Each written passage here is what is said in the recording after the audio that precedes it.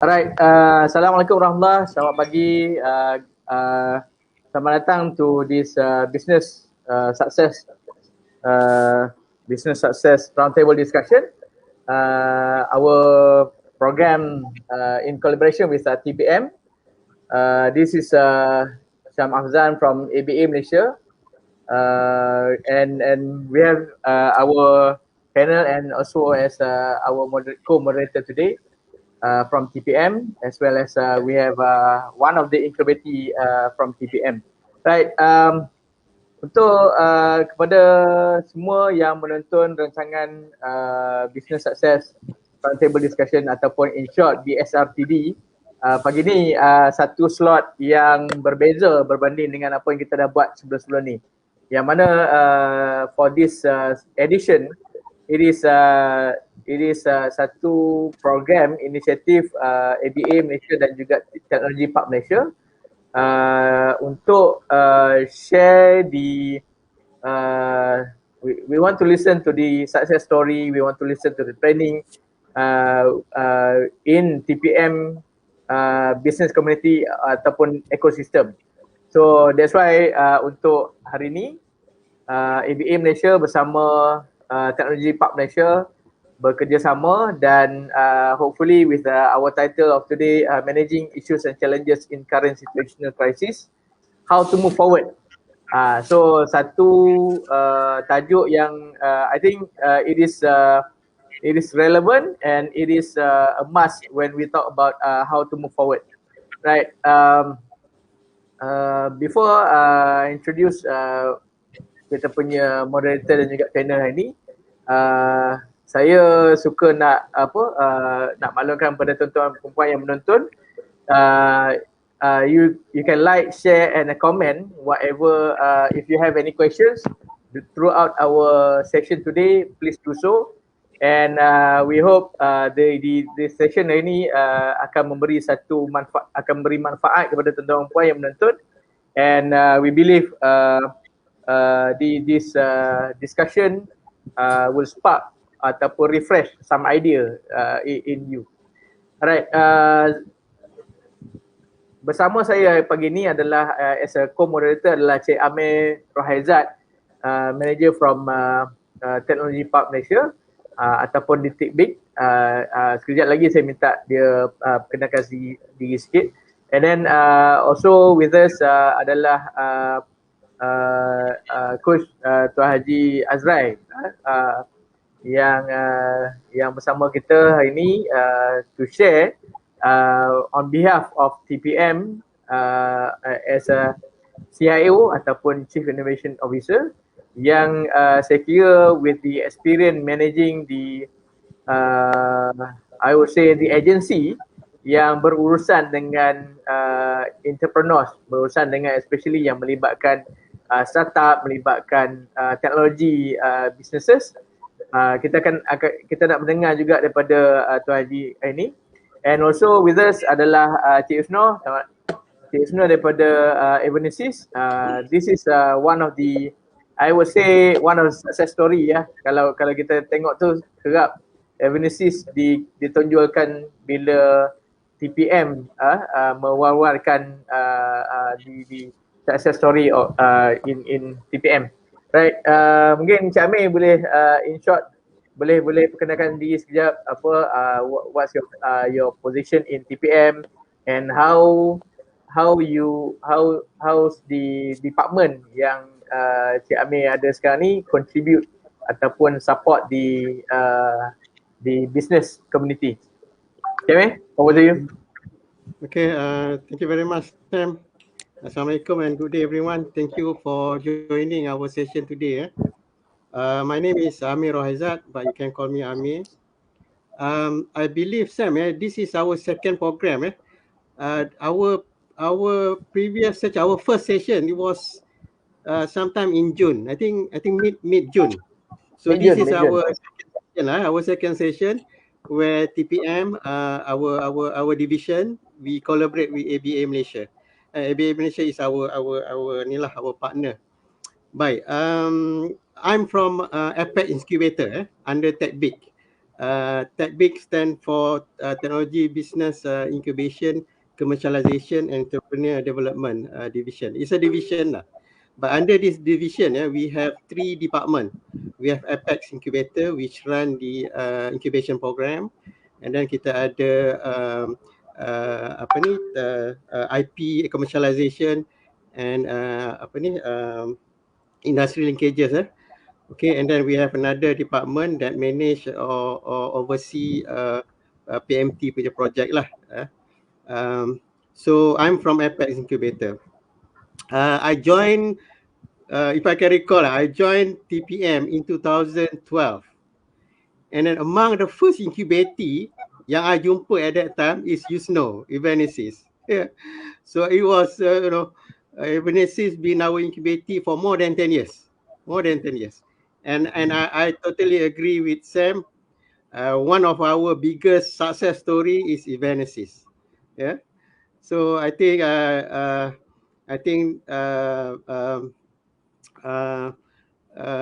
it is very good tag team lah, tag team panel yang kita bawa today, Encik Azra'i and juga Yusno, right? So Encik Azra'i lead our division for more than 10 years. He's the one yang bring good potential startup datang ke TPM and hasilnya memang terbukti, Evenesis. So it's a very good tag team lah. Today we have panel, Encik Azra'i dan juga Yusno. Alright. Okay. I think Sam, boleh kita bagi a few minutes for our panel to introduce themselves? Yeah. Just like I mentioned earlier, I'm going to introduce kita punya panel. Mungkin Tuan Haji short introduction before kita proceed dengan kita punya session. Right. Okay, Bismillahirrahmanirrahim. Assalamualaikum dan selamat sejahtera. First of all, thank you Sam and juga ABA Malaysia. Thanks Amir, the co-moderator, and my fellow panelists today, Tuan Yusno from Evenesis. Alhamdulillah, syukur kepada Allah pagi ini saya diizin untuk terus serta dalam so-called business roundtable of this between ABA and TPM. For me, I can say I'm very lucky, thanks Allah. Saya telah diberi izin oleh Allah untuk memakai beberapa topik. Yeah. I started my career as a banker, then I become an entrepreneur myself. I have 7 ventures. I have a construction company, G7. I have used car. I have restaurant. I have a so-called trading company. I have coaching and mentoring companies, and I have basically 7 ventures lah that I've gone through. Before I was being invited by Tan Sri Rafida to join government, MITI and MITI agency. I was in couple of positions in one of MITI agency in Smidek. Among others, I was the regional director of Northern, taking care of Kedah, Perak, Kedah, Penang and Perlis. And I was the grant director lah masa itu. Then I move on to TPM. But in short, to the audience and so to our fellow friends here, I'm a very passionate entrepreneur builder. That's why I push myself to become a coach. I'm a certified business coach from International Confederation US. I was trained in Japan for my SME business counselor and also life cycle assessment expert. I was trained in India by World Bank as the among the only 2 Malaysian practitioners as the World Bank trainers on incubation and commercialization. I'm a member of, I'm a professional technologist of the MBOT, National Board of Technologies, and I'm also actually the registered technology transport professional candidate of UK certification as technology transport professional. Tapi my passion, what I'm doing the best, I like the best is actually as a technopreneur builder, and I've seen many technopreneurs, among others Yusno, where I was starting looking into him, working with him at the day where he's about to apply Cradle Fund. So we will elaborate that later. But that is me. That is me, by the way, Sham, and also to the fellow audience. Thank you. Alright. Nanti kita akan explore lagi on that. Right, Yusno, over to you for quick introduction I think among the technopreneur player, they know very well Evenesis kan. So yes, over to you. Okay, terima kasih Cik Sham, Cik Amir, Haji Azra'i. Assalamualaikum semua. Selamat pagi. So my name is Yusno. So I'm the CEO and founder of a company called White Earth Neighborhood, but we are famously known or more known as Evenesis in the industry because that is basically our core product. So a bit about my background, I'm a technical guy, meaning that I can do all the development work myself. So initially it was based on that idea that I had that we basically developed the product to serve the events industry lah. So my passion has always been in technology, and it so happened that we brought that passion into the events industry. So right now kita ni dah macam hybrid lah. We are basically the expert in event technologies. So that's how we position ourselves in the industry lah. So other than that, basically the company basically started close to a decade ago. So dah lebih 11 tahun sekarang. Tapi kita suka duduk dekat TPM, kita suka duduk di bawah sebelum ni namanya IIC, now TechBIC. So with the guide of Haji Azra'i, Cik Amir and all the team in TPM since day one, I think Cik Azra'i tadi mentioned we have gone to many places, not just a local player, tapi kita also dah expanded ourselves to other countries lah with their help. So now we are in Singapore, Indonesia, used to be Hong Kong last time, now we are also having a partner in India and UAE. Itu saja. Alright. So thank you so much everyone. And then for those yang mungkin I believe among the audience pagi ni adalah probably those who are followers of mungkin kita kata Cik Yusno, mungkin friends of Cik Amir, or maybe some of the TPM community di TPM yang follow Tuan Haji Azra'i. So that's why I think it's best for me to reintroduce ABA Malaysia. Mungkin tadi pun ada yang tak sempat masuk lagi tadi. Right, ABA Malaysia is basically is a business advisory firm. So we started in 2006, where the first 10 years as a franchisee of Asian Coach for 10 years, and then before after that, before end of 2015, we come out with our own brand as ABA Malaysia, or Asian Business Advisors Malaysia. So in short, ABA Malaysia. So just nak ni instead of setengah orang sebut ABA, which is mungkin tak, itu tak tepat lah. Alright, ABA is basically as I mentioned, we are focusing on making sure the business interests of all the stakeholders in the business are taken care of. So whenever we've been hired by SME, that is the core mandate for ABA Malaysia to clean up. Kalau senang cakap kata, we are like cleaning contractor lah. So we don't lead you to the funding. We don't bring you investor, but we make sure you are ready towards that. So itu, but before nak pergi ke tahap tu, of course there's a lot of I would say cleaning process yang perlu dibuat. So this is 2021 is our 16 years in the market, and we work very close with the SMEs. So this is one of the initiative when we work together with TPM. I believe with TPM kita ada history of since if I'm not mistaken daripada 2014 ke macam tu, for many program, especially with the vendor development and so on. So our business roundtable discussion yang kita jalankan hari ini adalah hasil daripada collaboration, and we look forward how we can assist more SME, not only limited to TPM, because as business advisory firm, we look into all level of SMEs, right? So untuk makluman kepada tuan-tuan dan puan yang menonton kita pada pagi ni, topik kita adalah managing issues and challenges in current situational crisis, how to move forward. So the parameter of discussion for today is basically adalah we want to look into how the point of discussion today membawa kita kepada building better business organisation. So we are not going solely into just business on the sales or marketing. We are not going into the product development itself sahaja.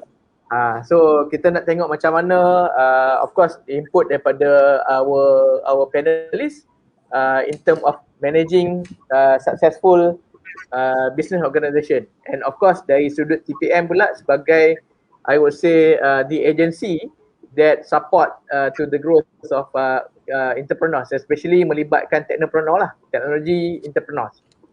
Dan also untuk kita punya roundtable discussion hari ini, we want to discuss more on how to move forward. Moving forward is very critical. Instead of kita bercerita perkara-perkara yang dah kalau ikutkan ni dah 17 bulan sedar tak sedar dah 17 bulan kita dalam this pandemic. So I believe some business dah adjusted, that they already have the dah membuat pivot, just like macam apa Cik Yusno mention sebelum kita mula tadi. And then we are going to listen to that story in short while. And of course kita mengalu-alukan soalan-soalan ataupun mungkin ada opinion daripada audience, dan mungkin juga definitely Cik Amir as my co-moderator hari ini akan bersama memberi mungkin some input dan juga mendapatkan, we want to dig out the treasure yang ada di among our panelists hari ini. Alright, untuk move forward, I think soalan pertama yang kita nak share ini adalah nak dapatkan input daripada kedua-dua panel. Cik Amir, adalah kalau kita tengok kan banyak SME yang terkesan, SME yang terkesan disebabkan pandemik, and majority I would say is a downside impact. So kalau kita tengok baru ni of course kalau kita tengok dekat Facebook tu banyak yang dikongsikan. I'm not going to share about business yang mungkin mengalami kerugian, itu memang kita dah tahu.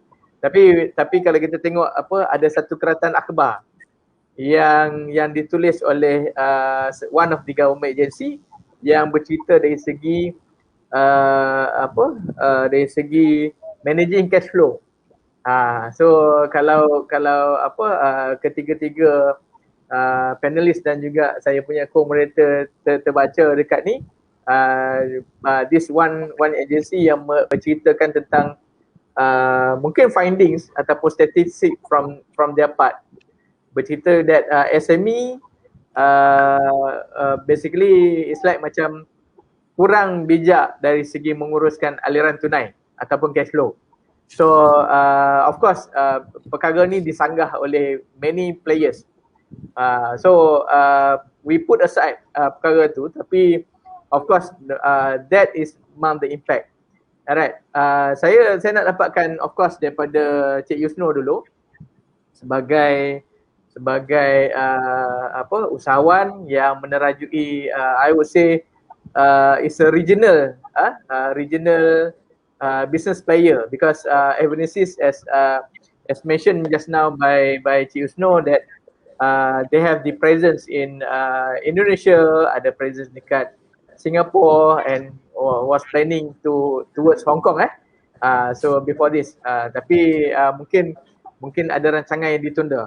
So mungkin nak dapatkan daripada Cik Yusno that apa yang dikira sebagai impact ataupun challenges in your organisation, because you are dealing with I would say regional office kan.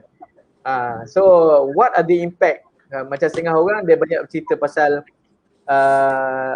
sales down, bercerita pasal tak boleh nak communicate. But I would like to listen to Cik Yusno yang pada saya boleh memberi satu impact on the regional punya business environment. Alright, mungkin Cik Yusno boleh ulaskan keadaan tersebut. Boleh, Cik Sham, thank you. Right. So in our situation since the past, tadi you kata berapa, 15 bulan? 17 bulan Dah masuk 17. 17, sedar tak sedar So I think the challenges that we face are roughly similar to any companies out there. Cumanya industri kita berbeza. Tapi apa yang saya boleh simpulkan dekat sini ialah pertama-tamanya everyone is caught off guard, I must say. Itu memang semua orang, tak ada yang kata saya dah bersedia 100% for this pandemic situation. Tak ada lah, saya tak jumpa lagi It's very unfortunate. So in our case, we were caught off guard, but I think because we are a bit small in the sense that kita punya manpower ni tak adalah bloated kan. So bila kita kecil, kita nimble, so the actions in terms of bila kita dah gelabah tu, kita boleh make lot of decisions faster. So the first thing that we did, I think when, in fact, seminggu sebelum lockdown first time tu, the announcement that COVID-19 has been declared as a pandemic from WHO tu, kita dah declare from home. So that was the initial thing that kita do, get our team to go back home quickly. Sebab kita tahu benda ni akan ditutup for a number of months in terms of the situation itself. So get them go back so that we can then operate remotely. So alhamdulillah kita ni team digital, meaning that kita ni technology company. So kita tak adalah rasa macam janggal atau kekok sangat nak guna Zoom, Google Meet kan. Terus tu company yang manufacturing, company yang sebelum ni jarang sangat go online kan, semuanya physical based. So in that sense kita ada sedikit kelebihan lah. So that challenges basically was tackled head on roughly within the first month. But I like what you mentioned tadi, Cik Sham, berkenaan dengan petikan akhbar yang you kata berkenaan dengan cash flow tu. But I think this is a general problem with all SMEs. Saya setuju sikit dan saya juga tak setuju sikit with some of the comments made by the article lah. It's a mixed reaction lah, mixed reaction. Betul. Satunya kalau business owner ni kena tembak, kata korang ni tak reti jaga cash flow, semua marah. Sebab we are running businesses for many years. Of course kita tahu macam mana nak manage cash flow. In fact, bila kita tengok balik pun kita tahu macam mana nak bayar operation kita punya headcount, salary dan sebagainya. But of course, the right way ataupun the optimizing the operation itself, sometimes benda-benda ni memang kita kena lebih mendalami, lebih belajar supaya kita boleh ensure kita ada good cash flow in hand for the next runway for about 6 to 12 months kan.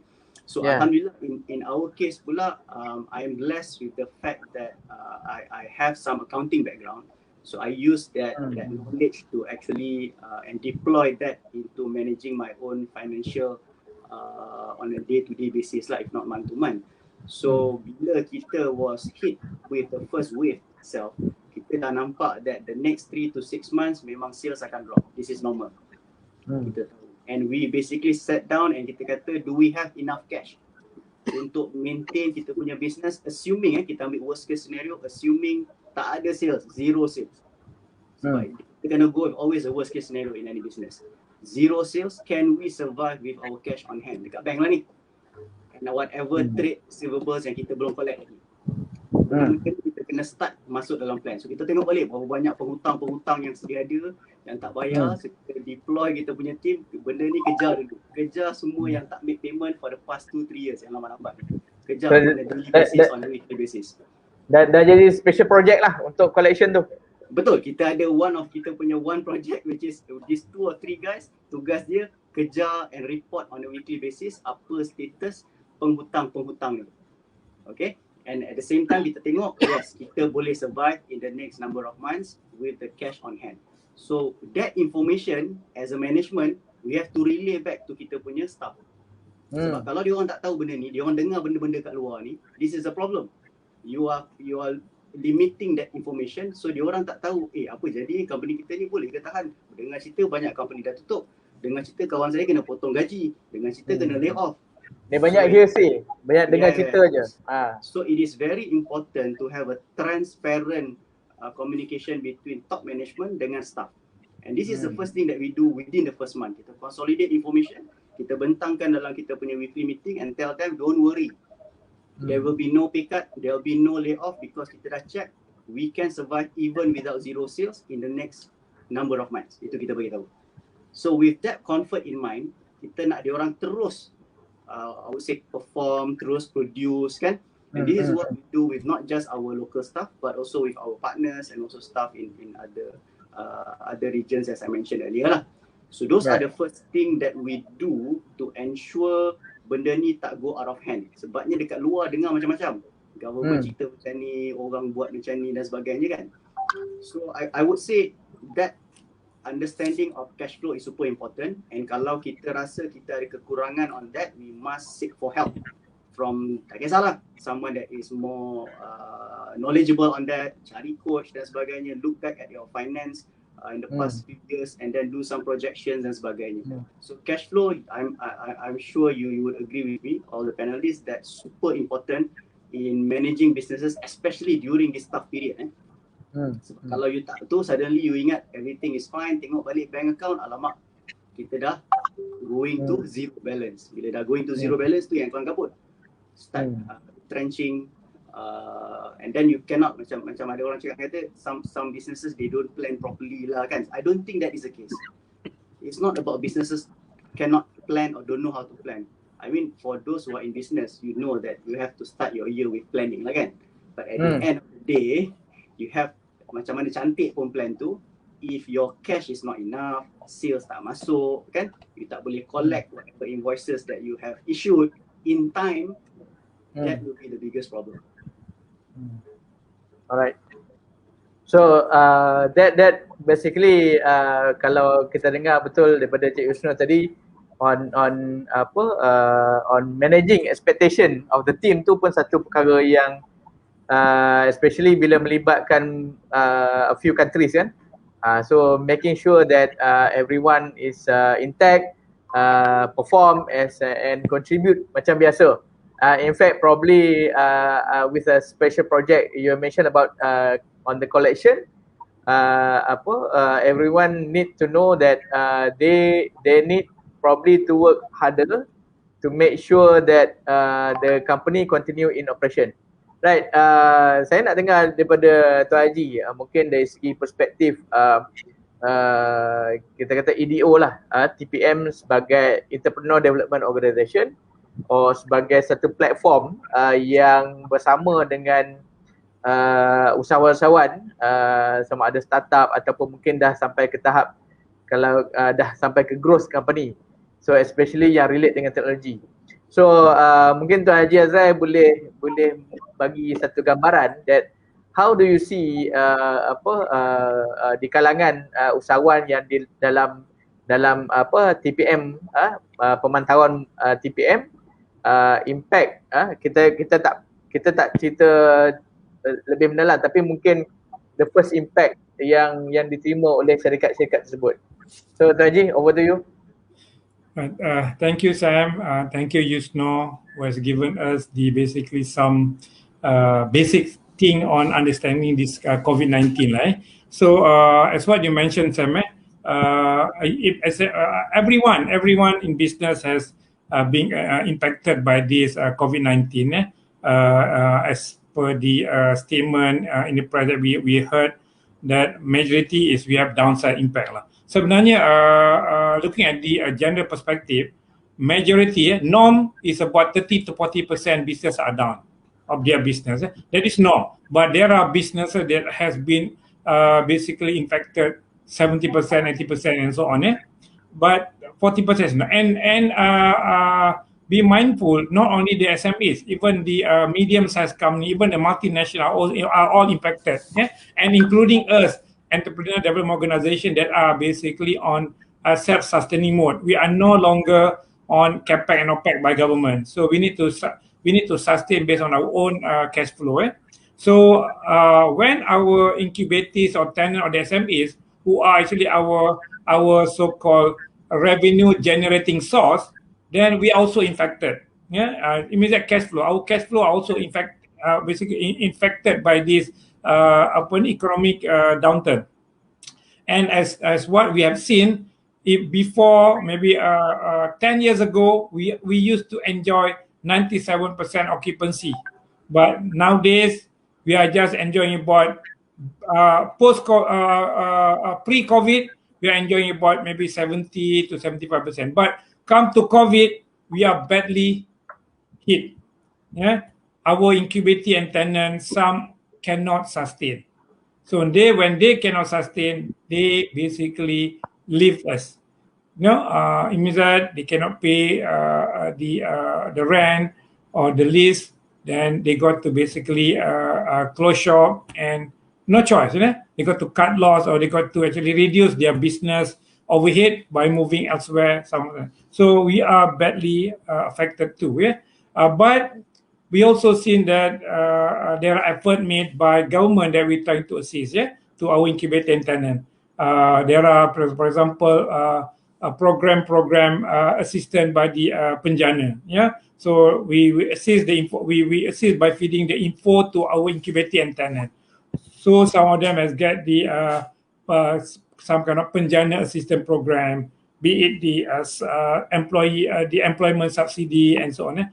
We will try on a PKP1 to apply to get the so-called government approval for us to provide some kind of rental moratorium or subsidy. Unfortunately, during the PKP1, we are not able to do it. But now we are able to do it. We are now basically giving some kind of rental reduction or rental consideration to our incubator and tenant. Yeah. But to begin with, we know among the impact to our incubators, tenant, big and small, we see there are three important issues and challenges to them. One is cash flow, one is about manpower management, the other one is actually operational issue, how to run the business. So not only the companies are having problem how to run their business, because they cannot deliver things physically, they cannot meet people, incubator or tenant like Yusno having problem because their business are about managing events. Suddenly, during PKP, they cannot actually so-called run any event or program. Yeah. So so we realized that this is the three key issue and challenges: cash flow management, not only the SME, we also are being affected. Manpower management, because of PKP, no one could come to office and operation. But what we do, as a TPM, immediately I want to turn it into positive thing. What we do is that we immediately come up with new set of ruling in terms of how to set our manpower present in the office and also how to run the operation. So in short, let me stop that first. We understand the impact of this COVID, but immediately, as what Yusno said, immediately understand your own cash flow, immediately plan something to set the new rules and how could you run your business. Yeah, that will be for time being. Okay, thank you very much, Azra'i. I have a question to Yusno. Yusno, with regards to Evenesis YS Namhat, what would be the blessing in disguise yang you can think of due to this pandemic ni, yang you rasa you rasa kalau tak ada pandemic ni kita tak nampak? Good question, Cik Amir. Banyak, tapi kalau saya boleh pilih satu, is the rate of digital adoption in general.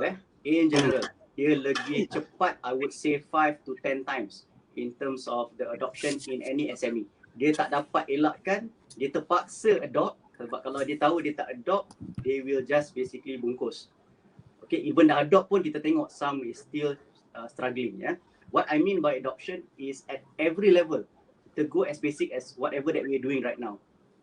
Okay, kalau tak ada pandemic, most probably we are now sitting in a hall talking about this.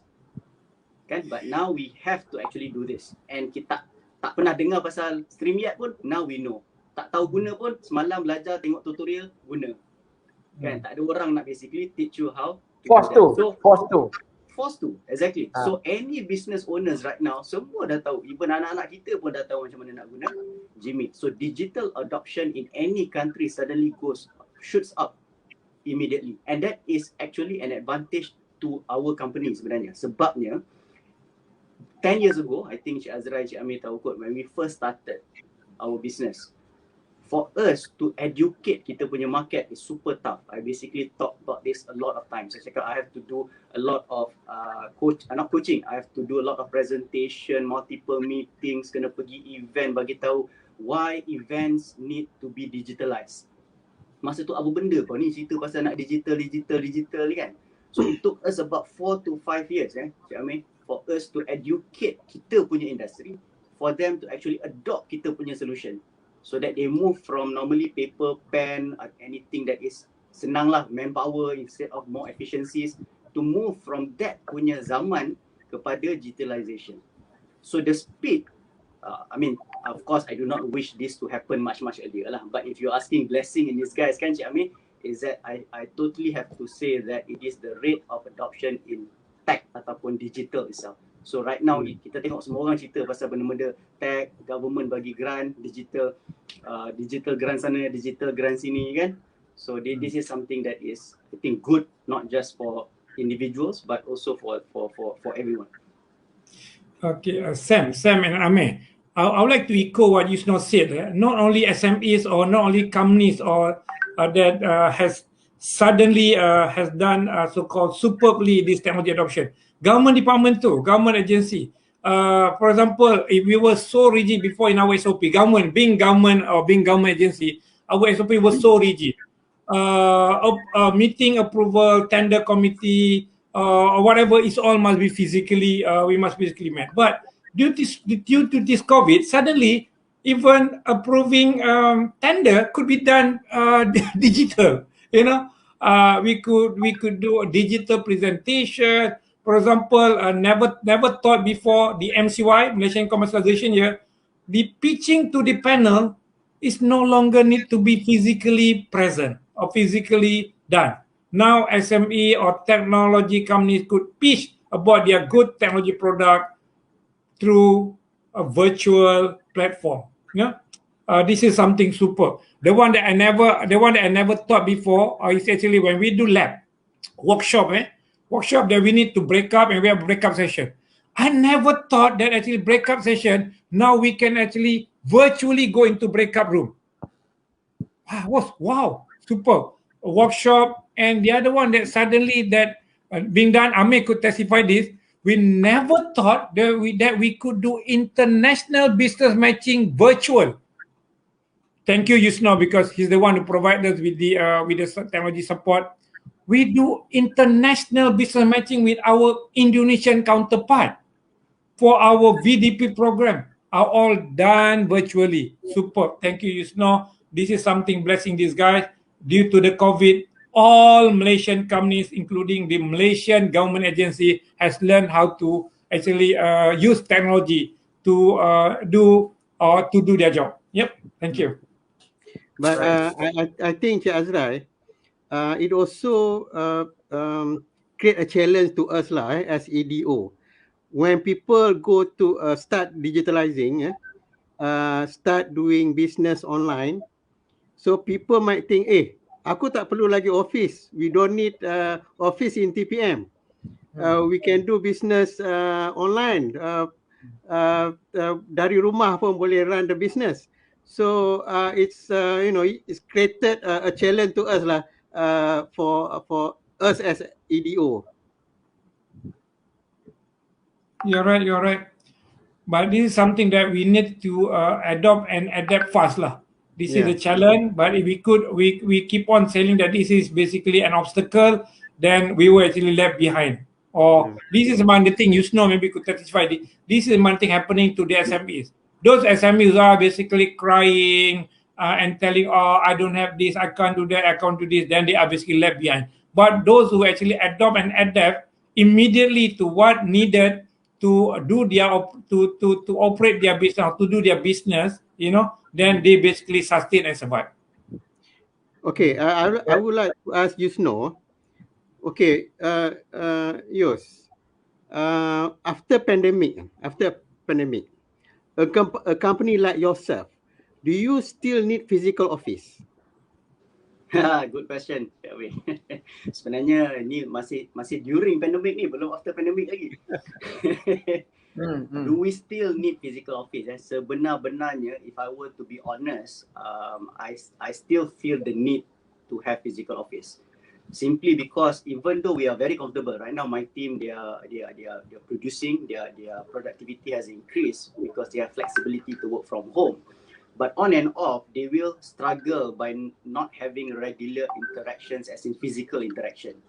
So I still feel the need, but I think what will happen in the future, or maybe in a very, very near future, once we are reopened in phase 3 or 4 National Recovery Plan, we will see companies downsizing in terms of the office areas or the office space. So masuk bila perlu ataupun masuk bila you feel that you need that high engagement period. Yeah, and then when you need to go back or break out, you just work from home, work at your own time, and then have meetings, go back in office, or maybe you need to do meetings with clients, those kind of things. So I don't see the total elimination of physical office. Okay, so that's my point. Excuse my daughter. Adik kat sebelah ni. Alright. Thanks Yusno. Saya mendengar tadi Tuan Haji mention about before the pandemic, how many percent the occupancy? I think 70 to 75%, right? Yeah.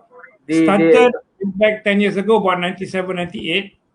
Pre-COVID is about 70 to 75%. Pre-COVID. So what's the rate like at the moment? Currently, we are about less than 60, 55 to 60%. Yeah. So of course, tak dapat tidak that impact to the TPM as the organisation yang one of the revenue stream is from the rental, right?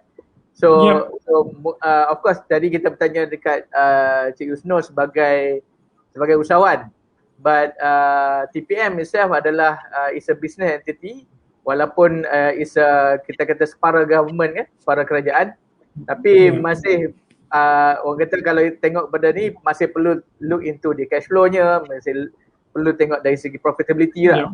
So can you share with us apa yang dibuat, mungkin ada a few action being done to mitigate the reduction in term of your income in TPM. Okay. All right. Thank you, Sam. Everyone understand. We are basically our core business. We are just like landlord business. We are infrastructure provider. It means that our key income before we are from the rental of our property or lease of land. Yeah. But we are quite lucky too. We have actually multiple revenue stream. Yeah. For example, we are also getting our revenue from the rental of equipment, but also affected. When business are down, SMBs are also down, so they are not coming to use our equipment. So 2 revenue stream down. We have the third revenue coming from our retail business, which is basically our Petronas, our food court and so on. Again, this is also affected. When businesses close, people are not coming to office. Yusno does not come to office, or Yusno does not go to our food court. Yusno does not go to office, so Yusno does not fill up their gases. I mean, kereta dia dengan minyak. So basically, the third business retail are also down. So we are searching into. Then we immediately realized that we need to move from the basically property based to a professional fee based to income. So we immediately look into our professional services. What we do good, what we do, where we are based, what we are strong. So we realized that we are very strong in basically our incubation and commercialization and holding. So we immediately pivot to focus more on the professional fee-based income. So we become the so-called agency that providing the technology adoption, technology commercialization. So we get business from other kementerian agency. We get businesses from SME Corp. to run the halal technology transformation program. We get businesses from Teraju to become the PMT for their Teraju Super Grant. We become the so-called technical agency for MEDEC to run the vendor development program, and so on and so on. So that is a money. We look deeper what else that we could do. We become now, we immediately now has planning through the RMK12 to become the sandbox operator. It means that TPM become the testing site for drone, for autonomous vehicle, for engineering product, for biotech product, and so on. So as you already mentioned, we are also a business venture. We do affected by this pandemic, but we immediately look into our business model. This is again one of my first so-called urging to the SMEs. Yeah, you must first begin, if you don't have it, begin to have clear and well documented SOP. Be it just a small, just one piece of business model canvas. Why? By having my first basically proverb or coaching note here is, those who fail to plan to fail. Means that you must have some kind of document. Why? Because during a pandemic or during crisis, the first thing for you to look is actually constant review of your business model.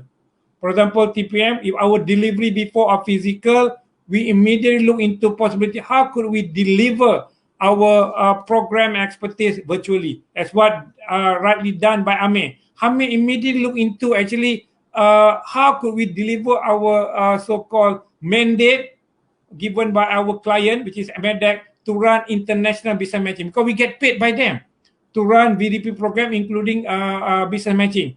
So Amir immediately pivot the way we do international business matching by deploying by employing technologies. So again, the first tip has been mentioned together, me and Yusno, is technology adoption. The second one, as we are all aware, we are now having limiting physical movement. It means that we cannot move. So immediately you must have some kind of manpower planning. Manpower planning, either you downsize, either you actually now move into like what Yusno did, yeah? Get them all go back home, but start looking into planning how could they deliver their job from home, yeah? And the third thing, my first tip, the action is that you must have constant review and changes of business model. If before you do marketing physical, you sell from house to house or from office to office, now explore how could you market your product, your services online. Because we see people that still sustain, especially for those in food businesses. I have my daughter who are actually a bakery. Yeah. Pre-COVID, just able to basically sell his cinnamon and tart all about maybe 3,000 to 5,000. But during COVID now, her sale is already touching 27,000. I said, my goodness, she's an architect. But doing business online, she's already getting like net of 6,000 to 9,000 a month. Say, my goodness, this is like 3-4 times more than your basic pay as an architect.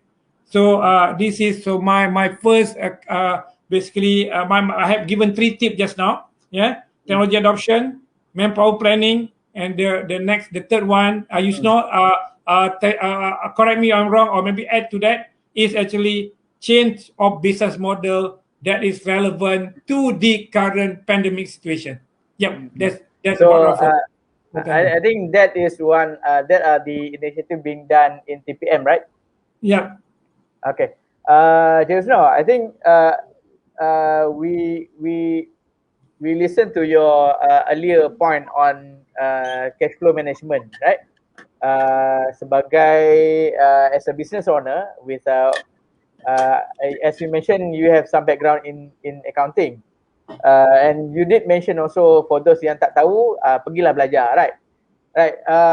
Probably maybe you can share with us beside the financial management, what are the action being done in the organisation before the pandemic yang dilihat sebagai contribute to the extension of your company survival. So the good practice yang kita kira sebagai this is memang company punya budaya, maybe company punya practice, maybe the good things yang dah dibuat sebelum ni, sebelum kepada pandemik, yang you lihat contribute to the company survival. Okay, boleh. So I think the biggest thing that we have consistently practice, kata macam has become part of our culture lah, because one of our 5 core values kita bagi what we call embracing change, ataupun kita punya quote is EC lah. So everyone in the company, when they come in, we see how their ECs is, how adaptable they are to the change of environment, because we change things a lot of times. They have to understand that even before pandemic, kita cerita before pandemic, we do a lot of new things. We change our decisions. Sometimes it's not good to change quickly as well, but we realize the importance to embrace the change in the current environment. So when we bring that and apply that to COVID ataupun pandemic punya era, it is not that significant, sebabnya diorang ni dah biasa tengok bos ni selalu sangat cerita benda-benda baru.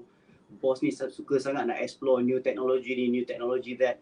So when pandemic happened, and when we basically tell everyone that you have to be agile, because benda ni dia correlate, being agile, the agility and also the adaptability to the environment is very related. So bila my team has that high agility, meaning that they know that the situation warrants them to change. So pivoting is not as hard as if you are a static or bloated organization that is not embracing change quickly.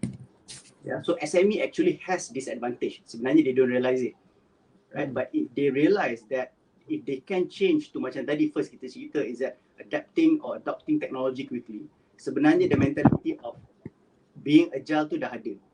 So benda ni kita bawa masuk zaman pandemic. Then we realize this is one of the things that I basically talked a lot at the beginning of MCO 1.0.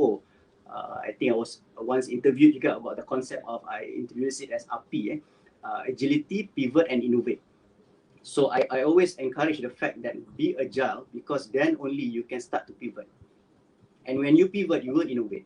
It is easier to say than to do, but if we were to take the first step, which is try to be as agile as possible, meaning that agility can come in many ways lah. Satu is in learning new things, in adopting technology, or even just researching and reading a lot more things that other people have done. And then try to bring that back in, and then see, tadi Cik Azra'i had mentioned about the business model has to change. Of course, when the environment changes, the business has to change. And when we realize that in our case, sebab tadi Encik Azra'i pun cerita, kita in events industry guys, sebenarnya we are one of the worst hit in terms of the industry. Sebab bila tutup je border, tutup je lockdown, no events can happen. Whether it is social events or business events, you tak boleh buat anything. Because that involves people gathering, betul tak? So even though I'm the technology provider for the industry, I can't provide anything when there is no event happening. No one going to do the event.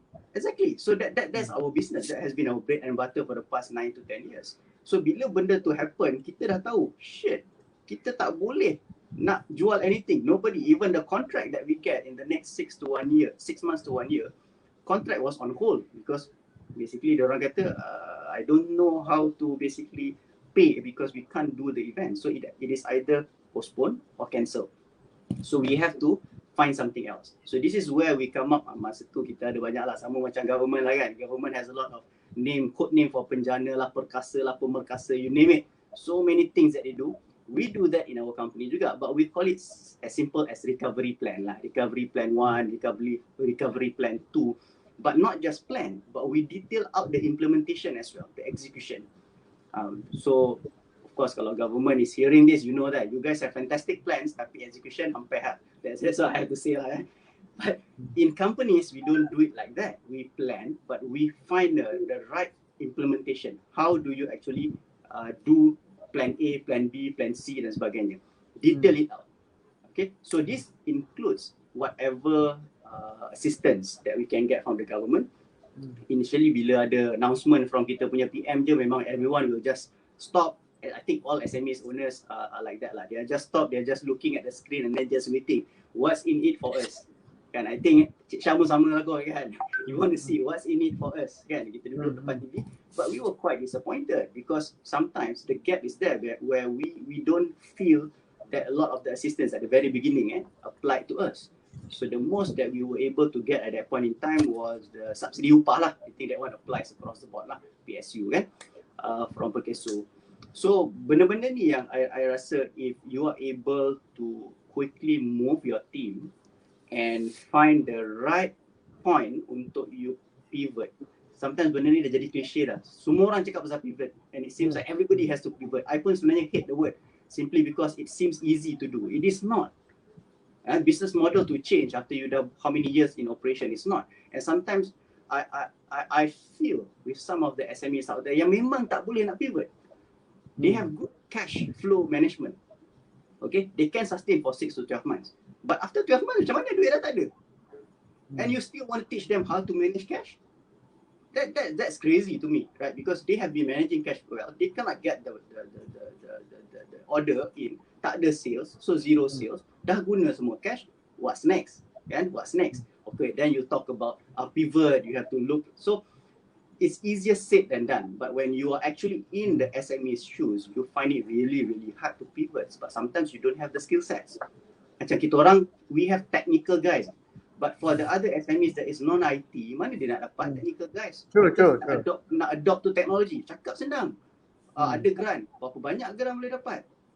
Kan? So, I'm also sit in a lot of councils, especially in associations. So we feel and we hear and we don't normally just say adopt lah technology. Sometimes this kind of sessions sometimes has been done a lot of times and I feel that kesian sebab I can share my experience but sometimes my experience may not relatable to the SMEs yang dah struggling for 17 months guys.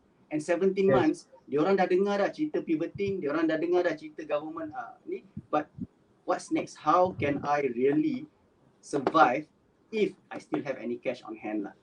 So I think what I'm trying to say is that yes, the agility, the pivot for you to innovate is really good to have at the very beginning so that you're able to find the right business model.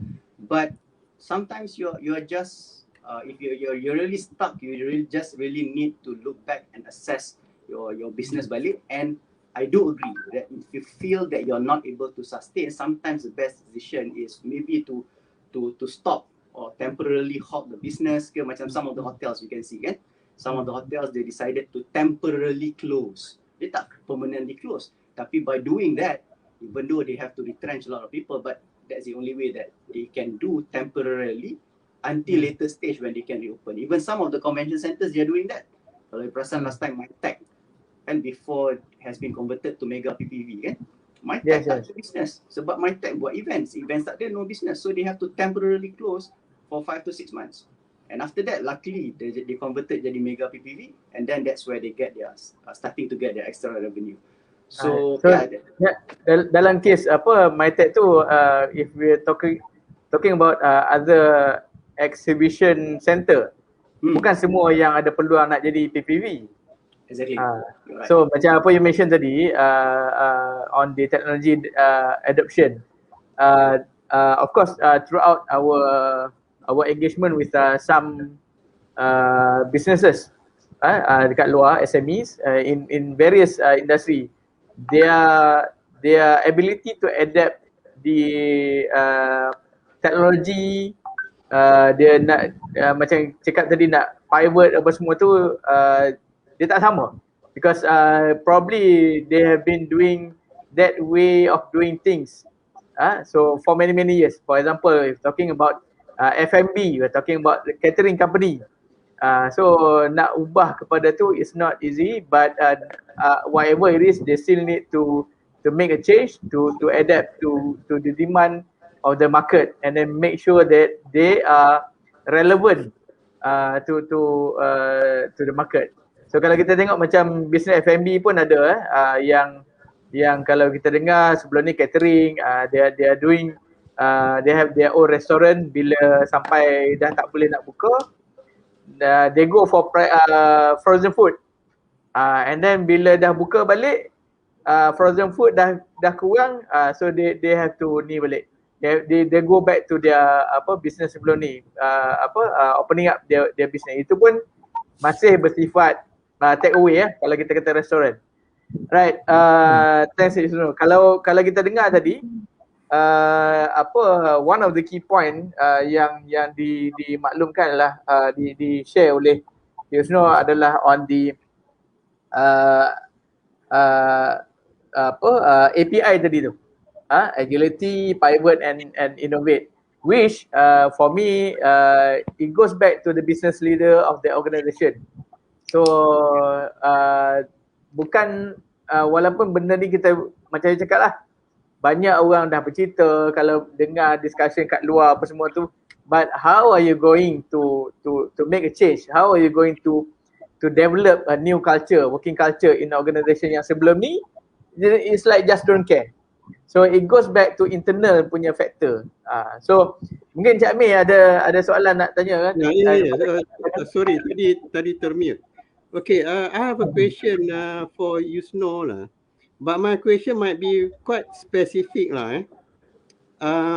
With regards to Evenesis, when we cannot conduct physical event, nobody will subscribe Evenesis, right? And then you decided to come out with a new product, webinar management system. So when you decided to create a new product, what are the challenges that you can foresee like at that time, and then how you overcome that? Good question. So kalau if you allow me to share a bit, sebenarnya kita we came up with 2 other projects even before the webinar punya project ni lah. So the 2 first projects tu were a failure. So later kalau ada masa kita akan cerita sikit pasal the failure projects, the failed projects. The one that is successful, which is the one that you mentioned lah Cik Amir, which is the webinar, which later on was rebranded as virtual event platform lah kan. So the webinar ni came I think dalam bulan 6 atau 7 macam tu lah. This is where during the period where MCO1 is about to end, and this is where people dah start familiarize dengan Zoom, Gmeet, Webex, a lot of the tools out there. And we realized that with these meeting tools, it can be converted into event tools as well. Just use apa yang dah ada saja. Cumanya kita help them with the initial part even before the meeting. Maksudnya kita still help them to do registration on kita dah buat dari dulu. Kita collect payment. So for example, I just name one of our long-standing clients macam InScan, Institute Keusahawanan. Okay? So InScan has been a long-standing client of ours. So diorang punya all of their programs that are conducted online berbayar, betul?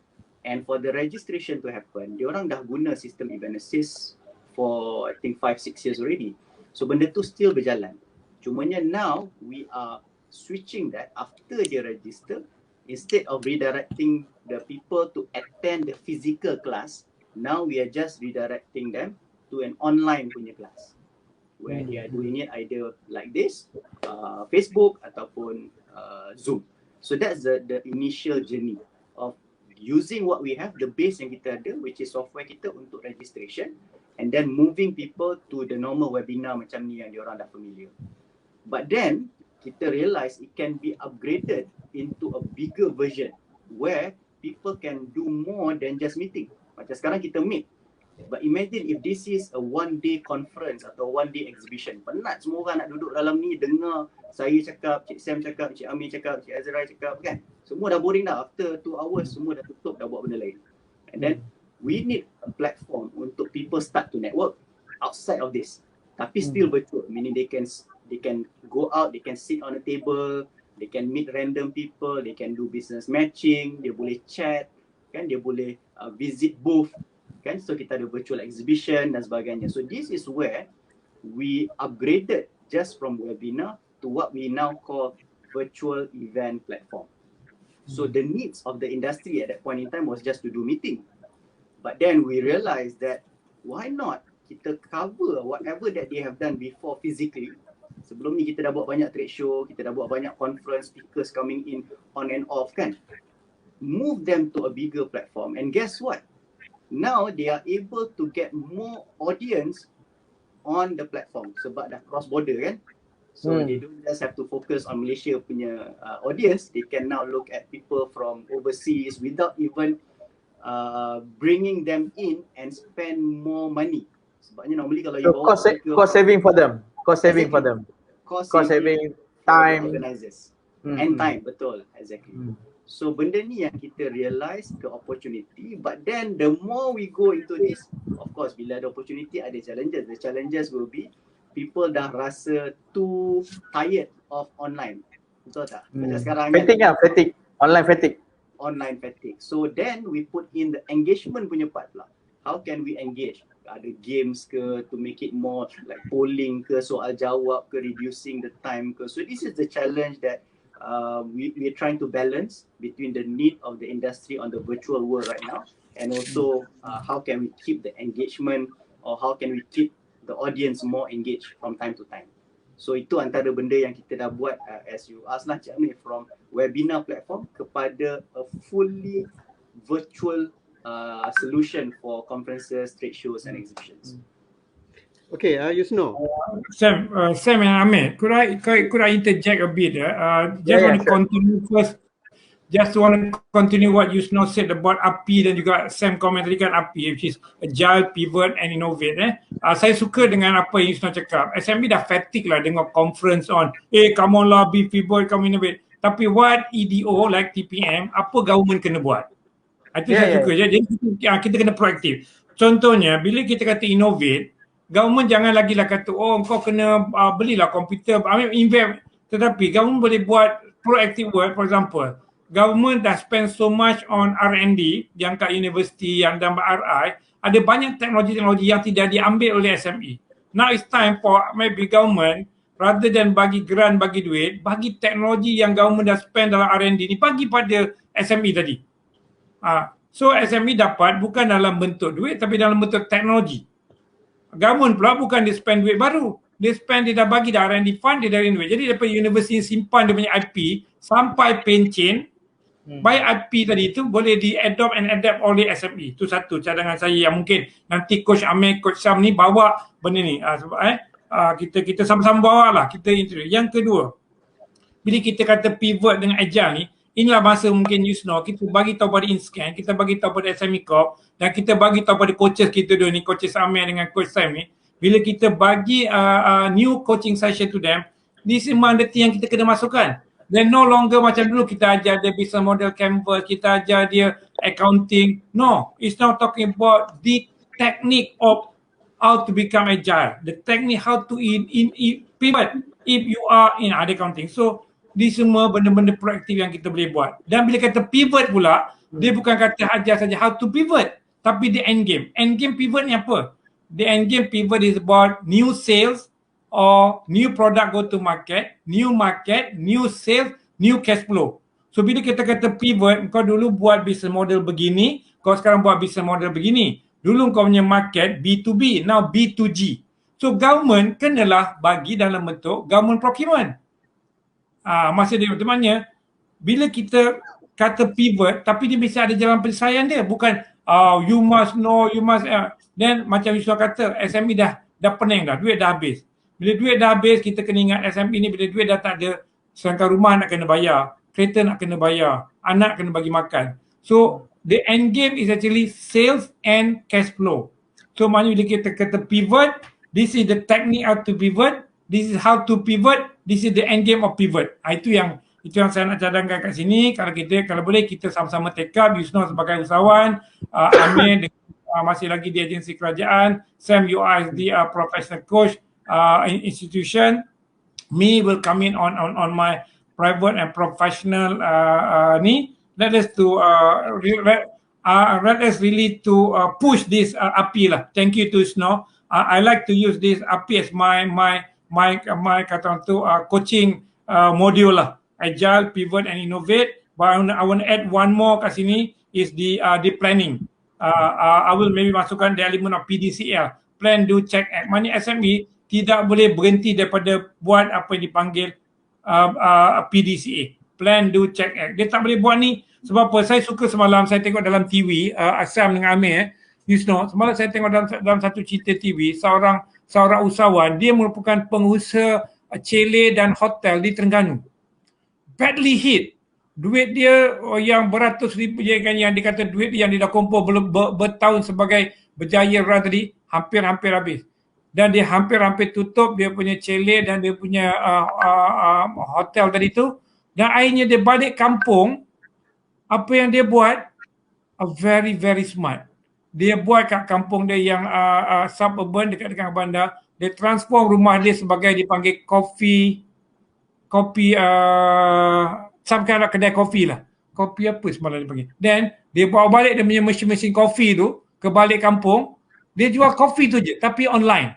Dan ataupun people take away. By doing that, he's already earning like 3,000, 4,000, 6,000 a month. Itu sebenarnya benda-benda yang kita kena mengajar dalam subjek, dalam modul kita, not only what is pivot, the technique of pivot, but the actual thing. Pivot yang buat duit lah, senang. Itu yang mungkin saya nak cadangkan. With that, thank you. Right. Saya thanks Cik Yusno dan juga Cik Haji. Satu saya nak pick up that sebelum kita ada question daripada audience. Kejap lagi kita akan share the question. But first saya nak respond kepada apa yang cadangan Tuan Haji Azra'i tu in term of commercialkan di teknologi yang dah dibuat ataupun being R&D di probably some institution, probably some university kan. So of course running a business untuk adapt kepada teknologi itu, pada saya there's a gap that this from our point of view dekat ABA dan juga my own experience previously with university whatever being research ataupun being developed di institution, sama ada di research institution kat luar ke ataupun di universiti yang ada dekat Malaysia, kebanyakan, bukan kata semua, kebanyakan adalah banyak bersifat ideal, meaning that berdasarkan all the infra lengkap, berdasarkan because the developer himself, him or herself might not be in the tak membawa pemikiran ke arah how SME able to adapt the technology yang ada to the market yang dia akan serve. Just to share, dulu ada during my engagement dengan university, private university, we found out that there's one startup yang I would say back in early 2000 lah, 2007 macam tu, technology of augmented reality is something new.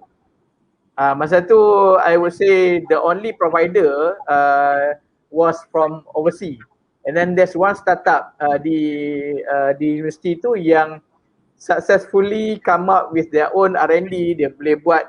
And then one thing is that they have developed their own way of doing the AR product tu, but when it goes to the market is not ready. So market readiness is one of the question yang kita kena ambil kira lah. I believe macam Cik Yunus cerita tadi lah, awal-awal dulu kalau sebelum COVID semua orang nak dengar buat online apa semua ni, ada resistance. So sometimes the technology that been developed dekat di so-called lab tadi, bila nak bawa pergi ke market, ibaratnya macam ni lah, kalau kita kata kan, kita dengar clone ke ataupun any genetik yang dibuat dalam lab, kita nak tengok dia punya survival kat luar tu, kadang-kadang masa kat lab dia hidup elok.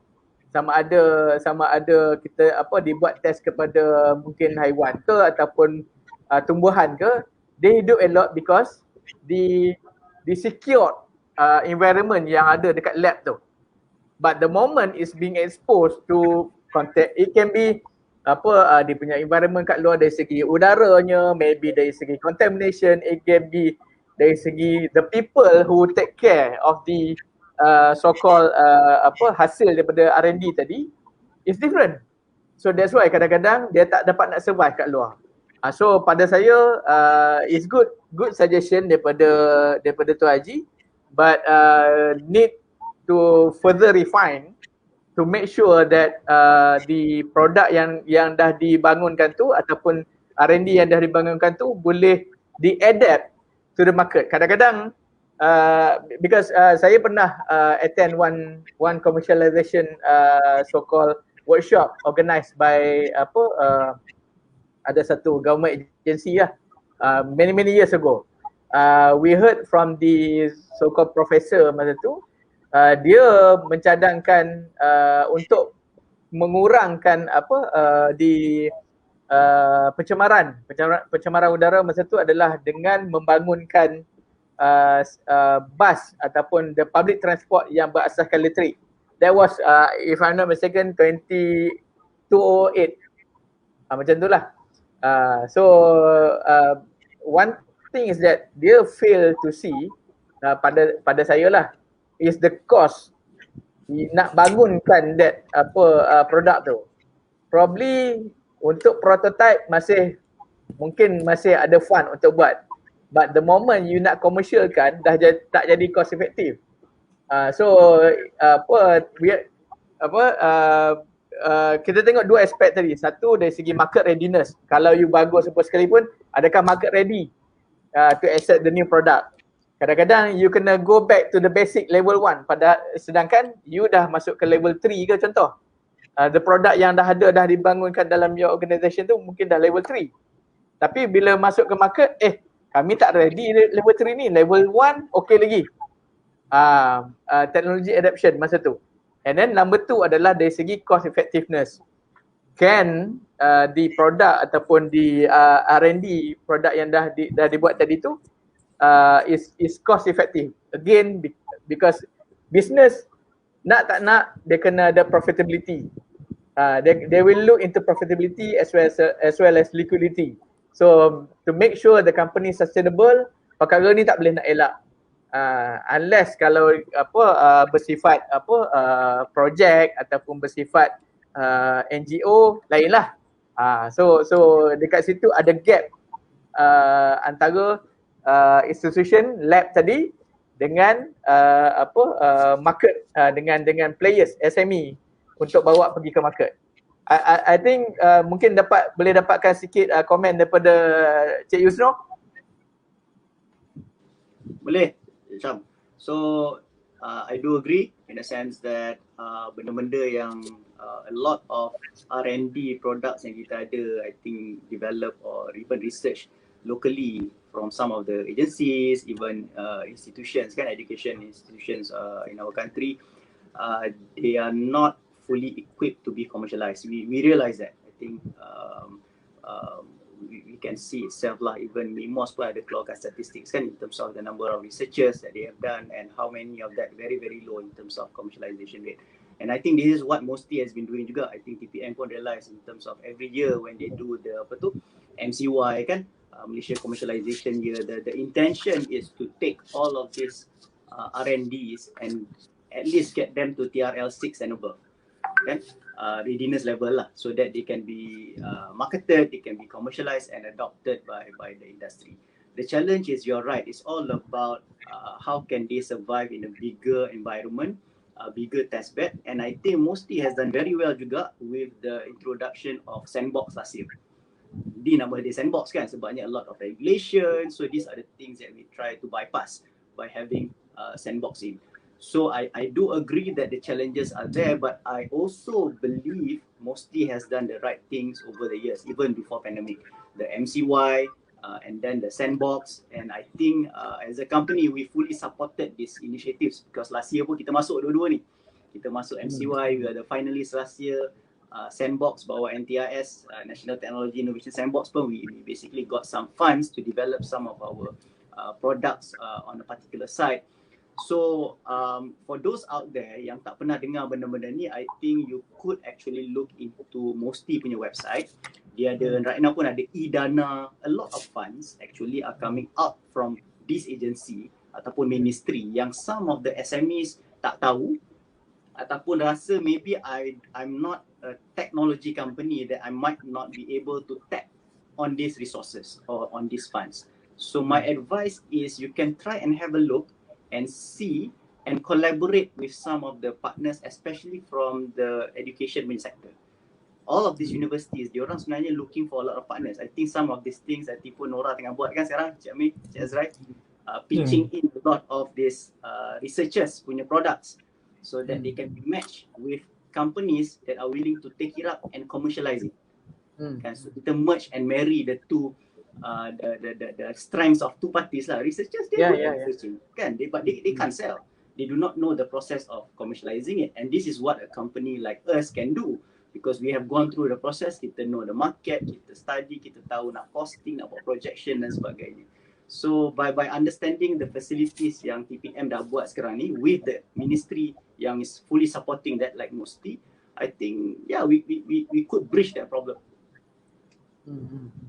Okay, yeah, let me go to what Yusno and Sam mentioned just now. Okay, Sam, yeah, I agree. 10 years ago, memang university, they are quite in the dark lah, how to take their good IP to market. But believe me, the current situation, these 3-4 years or current, they are now in better position. They know.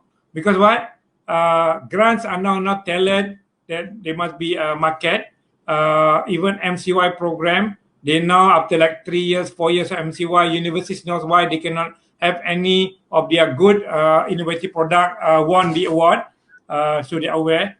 National Technology Innovation Sandbox program, also a program that they are already aware now. If their technology are below TRL6, they can even apply the National Technology Innovation Sandbox program for their product to be tested. So yeah, but believe me, you need two to tango. At one end, university or RI must try to understand industry problem statement and try to cater the industry requirement. But at the other end, the SMEs must be proactively looking into technology created at the university. Because we have seen so many SMEs actually yang mana berjaya membuat perkawanan baik dengan university, manage to actually has, we have a success story, because Sam has mentioned just for TPM to highlight the success stories. Okay, one success story is actually, this is MCY winner, national winner, MIT.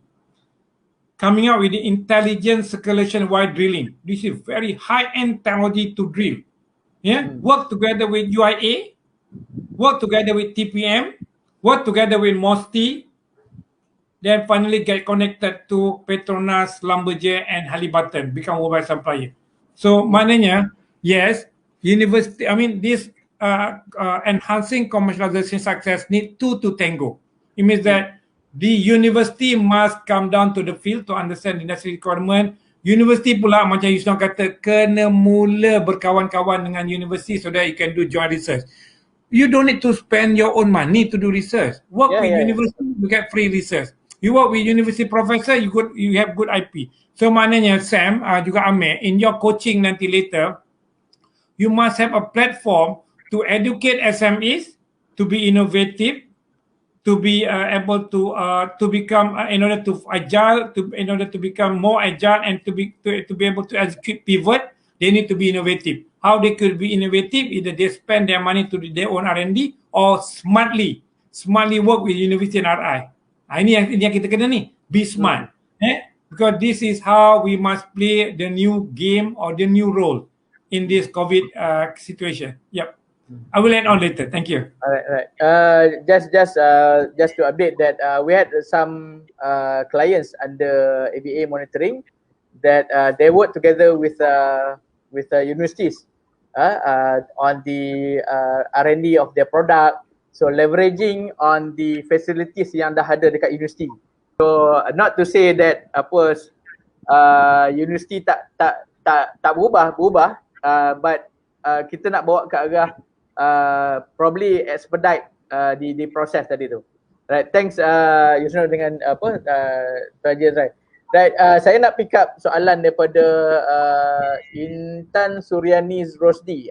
Dah quite sometime dia bagi ni tadi. Right, ni saya nak tanya kepada Tuan Haji lah. Soalan daripada Intan Suryani Rosdi. For startup struggling with MCO policy, how does this affect staff retention and reskilling? And many sort to retrenchment unfortunately. Ni dengan Tuan Haji dulu, nanti kita boleh dengar daripada Cik Yusno lah. Okay Tuan Haji. Okay, basically as what Yusno said just now, during this COVID, with the cash flow become the main issue is about sustainability. So in business theory, downsizing is one of the so-called option. Yeah, so it means that if the company does not able to pivot or to enhance their revenue stream like what YS done, then basically downsizing by retrenchment is one of the options. So do not blame for any organization that went into retrenchment, because this is an option to survive, is downsizing. But at the same time, if they were to explore, if they have some kind of excess cash flow, during COVID is the best time for them to actually reskilling or preparing themselves to rebound. Because lesson learned from not from the pandemic, from the economic crisis, this is happening in all over the world, in US, in Germany, and in Italy, in Europe basically. What they did, they go into retrenchment. So once they are trying to rebound, when business are picking up, then they are losing their good stuff. And it's very costly for them to actually rehire, retrain, and for them to bounce back. But for those smart company, they will just go for actually reskilling. They relook and repurpose of their stuff, yeah, and try to retain as many as possible, so that they prepare themselves to rebound. This is it. So again, this is some kind of two faces of the coin. At one end, yes, retrenchment is one of the best option for you to downsize. Yeah, just keep thing for you to float, to sustain. But at the same time, retaining your staff, especially those staff with very high caliber and very good exposure and technology of yours, is the best option too. Because once you are staying with your team, you can work, you can pivot, replan, you can rebound better, because this is all stuff that understanding about your good technology and your good product. So again, I leave it to your professional judgment to decide. Yeah, owner, business owner, decide. You got to wait, either retrenchment or reskilling, but still, most importantly is you need to sustain. If you retain but you don't sustain, also no point. Finally, everyone die. You as the owner also die. Your staff also die. So you got to be very, so-called practical, and it got to be in reality. Yeah, thank you. Alright, Cik Yusno, probably a few points from you. Boleh. I think I concur dengan Cik Azra'i, Haji Azra'i. I think in between retention dengan retrenchment, there's still in between where you can actually cut some of the compensation lah. So these are some of the things that a lot of SMEs are doing. But I do agree that use retrenchment as a last resort. Last resort meaning you dah tak jumpa any other options. Yeah, and in between you can look at what are the benefits that I can cut first, but not really impacting the staff. So for example, not looking at cutting the salary dulu, but look at maybe travel allowance, because you dah tak ada travelling anyway because you're working from home kan. Maybe meal allowance. So some of these additional surplus allowances maybe you can cut first at a certain stage. But the best is still to retain, as in do not do any kind of salary cut, but just maintain as usual lah. And this has been our goal in our case lah in YS, is that if anyone ask me what was our biggest achievement or what is it that we can take from 2020 last year, kan?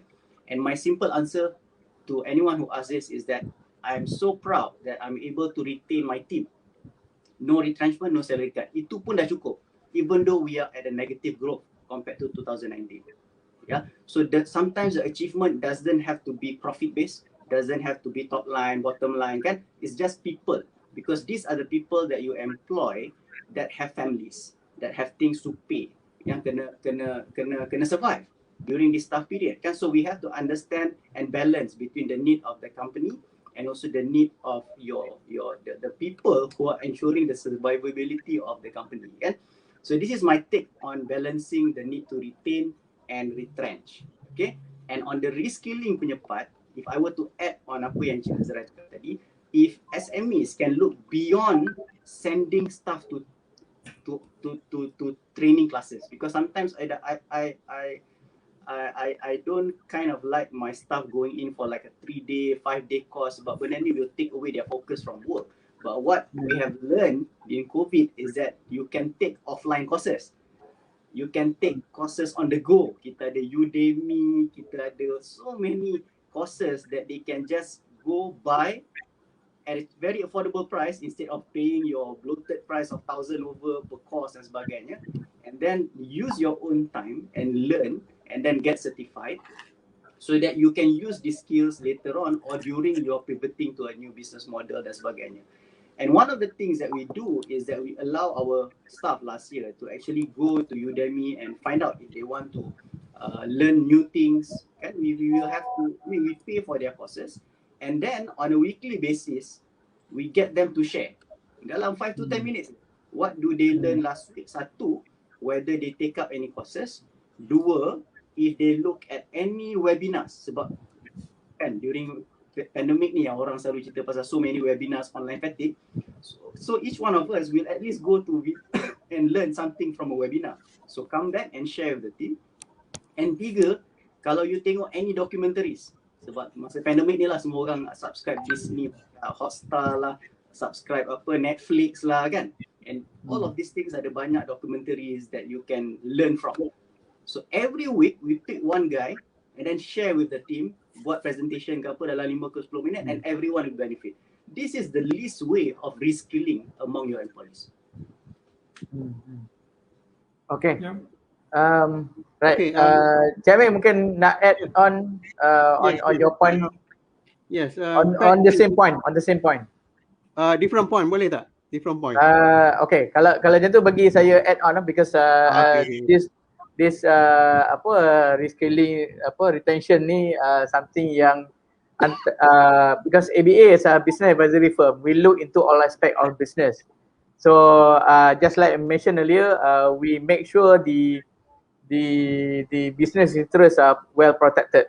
So dekat sini our recommendation, normally what we recommend adalah to reassess your employee inventories. So bukan produk saja inventory, kita ada our manpower tu pun declare sebagai inventory. So it is reassess the employee inventory. Sometimes because of ada tendency untuk business owner mungkin perkara ni tak berlaku di Evenesis lah saya rasa. But banyak SME kat luar yang ada misunderstanding of the loyalty of the staff. So the staff tu mungkin dah lama dekat company. So dilihat sebagai seorang yang bagus. Orang dilihat sebagai loyal, dilihat sebagai bagus. But if we do the assessment, because we have the KPI dashboard that we discuss with the client, with the business owner, with the directors. When we look into the performance of that particular employee, we found out orang yang lama ni tak semestinya dia perform. Dia probably, contoh 5 years in the company, but you can see in terms of performance, you have someone probably younger daripada dari segi umur, probably younger dari segi experience, but can contribute more. Of course, we need to compare apple to apple lah. Kita tak boleh nak compare orang dekat bahagian HR as compared to orang bahagian sales. Not fair. So we need to compare apple to apple. We found out that ada juga setengah company yang the owner tu rasa ada some emotional attachment dah dengan staff. Of course, kalau boleh macam apa yang Cik Yusno mention tadi, orang-orang ni lah bersusah payah masa dulu, kita nak grow together with them. Because dekat ABA, of course, priority adalah the mission is to make sure everyone terjaga. But to certain extent, you need to check on the priority. Adakah everyone you want to carry towards for further journey. Dalam keadaan non-pandemic sekalipun, before COVID sekalipun, we always recommend the company to do sama ada assessment tu bukan hujung tahun. Hujung tahun maybe dah dekat tu ada boleh cakap baik-baik dengan bos ke, belajar dengan bos, probably the evaluation tu berbeza, assessment, but throughout the year you can see probably by doing half yearly, but with the continuous monitoring on the assessment of the staff performance, then you will see siapa yang really contribute to the company growth. So orang ni lah yang you nak kena retain. Kalau you nak reskill apa semua tu kan, adalah atas dasar those yang dilihat want to grow together with the company. Bukan setakat datang cukup bulan cucuk dinding, kalau duit gaji itu saja. So that's why it's very important to do the evaluation siapa yang you nak bawa bersama dalam perjalanan jauh, especially during this period of trying times. Sangat-sangat critical untuk company manage the cash flow, but making sure everyone contribute, bukan setakat menumpang. Itu for me lah. Mungkin perkara ni of course saya tak kata semua, but it happen in SME. And then talking about reskilling, reskilling tadi mention about online learning. Pada saya it goes back to the working culture ataupun the workplace culture of that company. Macam mana kalau daripada awal lagi, I believe the staff akan melihat kepada dia punya leader. You will always look up to your leader, how he or she behave. Kalau you can see your leaders is readers, ataupun always communicate dalam keadaan confident, dalam keadaan contribute, challenge the status quo yang berlaku dalam syarikat for further improvement. That's why I would say that the business, the culture dalam organisation tu akan jadi lebih baik. So they will do self learning tanpa disuruh. But of course mungkin tak perlulah nak dia cakap kata oh kita dah ada program ni, you attend lah. Itu I would say is dah lambat dah. Dah dikira sebagai satu yang mungkin pada dulu relevant, but now as the SME, as a business, macam Cik Yusno mention tadi, the advantage of SME is because you are small, so you are agile, you can work faster, you can make decision faster, and at the same time you don't have the luxury of resources. So how best the people in the organisation tu ada own initiative tanpa perlu disuruh-suruh. Itu my point when we talk about the retrenchment and reskilling tadi lah. Thanks to Intan Sureni, and also Jacqueline also mentioned about she agree with the with the statement tadi that business sustainability tak nak perlu diletak number one. So with the better resources yang ada, more those only yang contribute saja yang bersama dalam your organisation. Alright. So Cik Amir, you are about to ask some question, right? Yes. Earlier in our discussion, Yusno had mentioned about the two product failure. Probably we can learn something from that. Probably you can share with us, Yusno. Boleh, Cik Amir. Tapi jangan sampai jadi mendedahkan trade secret lah. Privacy tu kena jaga. Sometimes. Lesson learn. Lesson learn. Yeah. The first thing, the first project that we did sebenarnya is not a failure lah. Cumanya we couldn't continue because of resource. We have to prioritize after a certain number of months. So this is where I believe Cik Amir atau Cik Azra'i pernah dengar kot, at the first or second month after the first MCO tu, kita did a community project. It's a pro bono kind of work where we develop a portal called Jom Cari Kia. So that was a time where we were trying to get as many Kia, or basically all of these micro or small business owners, to be interviewed, share their stories online, and then we give them a way to basically start promoting their whatever products and services that they have, so that people can buy either from the platform or menggunakan WhatsApp, which was a very common tool at that point in time lah. So it was very successful.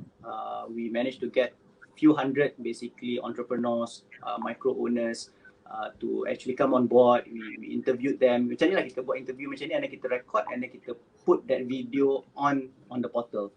So it managed to generate and help all of these Kia in terms of their day-to-day income, kan?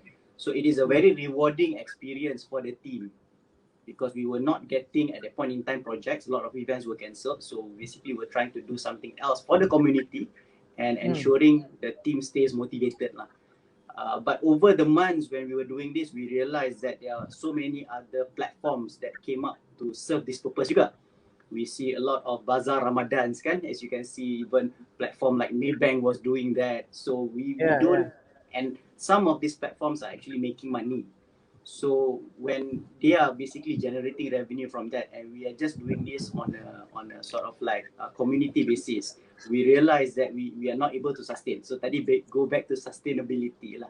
Whether you want to deploy your resources to do good things, definitely that will benefit people, macam kerja-kerja amal ni. Tapi at the end of the day, will our company suffer?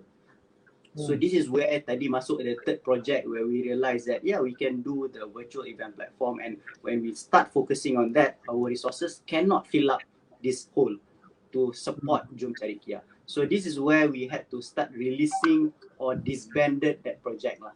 So I think towards the beginning of 2021, we decided that if we can't put our heart and soul into this, might as well kita stop je. And we inform everyone that it is better for them to just be moved to a better platform that has a better reach. So itu yang collectively we decided that okay, we're gonna shut down the platform, but then we take this as a learning experience lah for us, meaning that sometimes it's good to do good things, semuanya kena make sure it can sustain juga lah, kan? In the long run. Maybe masa when we started that, we didn't have that long-term sustainability plan. So tu yang satu. And number two is that along the way, we actually managed to meet a client from the Europe with a solution, fantastic solution that can detect social distancing and crowd gathering. And kita decided to be that partner, bring that technology in, and basically conquer the market. So we thought we had a fantastic technology. So imagine if I can connect, in fact the technology can connect to your CCTV. I think I mentioned this to Encik Amir and Azra'i juga before, where we can connect to any CCTV remotely, and we can then deploy that solution and trace within that camera angle tu whether ada social distance pun issue. Masa tu kan we were talking about 1 to 2 meters ataupun ada crowd gathered at that point in time. So I was very excited. My team were trying to deploy the solution, selling it. But tadi kita ada cerita pasal market readiness. Market readiness was a factor. we were trying to go, we had a very good PR. Kita launch benda tu, The Edge cover it, a lot of Bernama cover it. We went into a lot of interviews on prime time as well. But then no sales came in, no order came in. Inquiry masuk, inquiry banyak. And then kita buat demo, kita buat a lot of POC. So it is taking a lot of our time as well. But we can't really close any deals after a few months into this project lah. So again, we decided to whether we can continue, because this one requires you to do more investment in terms of time, education and resources. And at the end of the day, we decided that okay, we just put it as one of our solutions. If there is a need, kita continue, kita serve it, but then the focus is not on that particular project lah. So I consider that as again a second project that we didn't manage to take off fully because it is not deployed or commercialized yet in our market in Malaysia. But in other countries, our partners have done it very, very well. So basically market in Malaysia is not ready yet. Masa tu, satu cost, satu is the readiness, you're right. Alright. So okay. We discuss a lot of things. Very interesting. Up to now is very interesting point from both of the panelists. Okay, saya nak bertanya kepada pihak kepada Tuan Haji lah. Tuan Haji as the representative of EDO, which is TPM. When we talk about the startup, normally this situation happen to startup lah. When we found out banyak berlaku, I'm not sure whether this is what they consider as a business plan ataupun itu dia nampak itu sebagai they are doing the right things. So what we found out that some of the startup they are really focusing on product development. So they nak make sure the product benefit, they make sure the product features, which is to a certain extent the idea that they have boleh membawa dia kepada winning certain competition pun. So there's a lot of competition kalau kita tengok grant kat luar ni kan, macam-macam. We have Super, we have many other grants from government agencies. But throughout our interaction with the startup, some regardless sama ada dalam bidang teknologi ke dalam bidang non-teknologi sekalipun, they are busy with two things. Satu adalah they are too focused on product development. Sampaikan dia lupa that that they are running a business. Dia nak bawa kepada perfect product tu barulah dia nak bawa pergi ke business. Sedangkan the cost already incurred. Tu satu. Kedua adalah some of them pula too focused on marketing and sales. Of course bila running business memang tak dapat lagi, sales adalah the oxygen. So I believe kalau tanya mana-mana usahawan sekalipun, dia akan kata sales tu adalah it's like oxygen. Tak ada oxygen masuk, macam mana dia nak continue bernafas. But I would say there are also perspective that kalau macam di ABA, because we look into all aspect kan, one of we found out bila jadi macam ni, there's tendency that they neglect certain part of critical areas. For example, they neglect on the financial management, they especially on the cash flow, they neglect on the strategic planning, they neglect on the leadership that they need to develop not only to the team. Pasal bila dilemanya seorang business owner ni adalah dia selalunya dia melihat kepada team tu dan perlu dibangunkan. To certain extent dia terlupa untuk membangunkan diri dia sebagai business leader himself. So saya nak dengar opinion daripada Tuan Haji dulu on this part. How TPM under your di bawah pemantauan Tuan Haji lah sebelum ni, apa yang dibuat untuk make sure startup yang di TPM ni dia bawa kepada comprehensive business operation tu. Thank you, Sam. This is typical lah, because kebanyakan startup they are actually CTO. They are technology based startup. Kalau dia cara buat app, dia buat app. Kalau dia pakar buat robot, dia akan cuba buat robot. Yes, they are too focused on product development, but they must understand to take the product to market, the journey is very long. From ideation to proof of concept to prototyping to testing, alpha, beta, then upscale and go to market. This is the thing that we TPM, we coach and guide them the whole journey. We call it path to commercialization. So they must understand the whole journey in terms of the journey, how to find the money to fund their product development. The journey, how to find the right ecosystem, the infrastructure to support their product development. The journey, how to find the right intervention organization for to go, and the journey how to take their product to market. This is the whole thing. They must understand the whole journey. And in our basically enholding, we also telling them in product development, never, I put it like 10, 7, 8, 9, 10 times, never launch your product full features, full spec. Will take you will lose in terms of cost optimization and speed to market. First, just launch MVP, minimal viable product, minimal features, minimal spec. This is what we coach the university professor. Never took you 7 years to launch your product.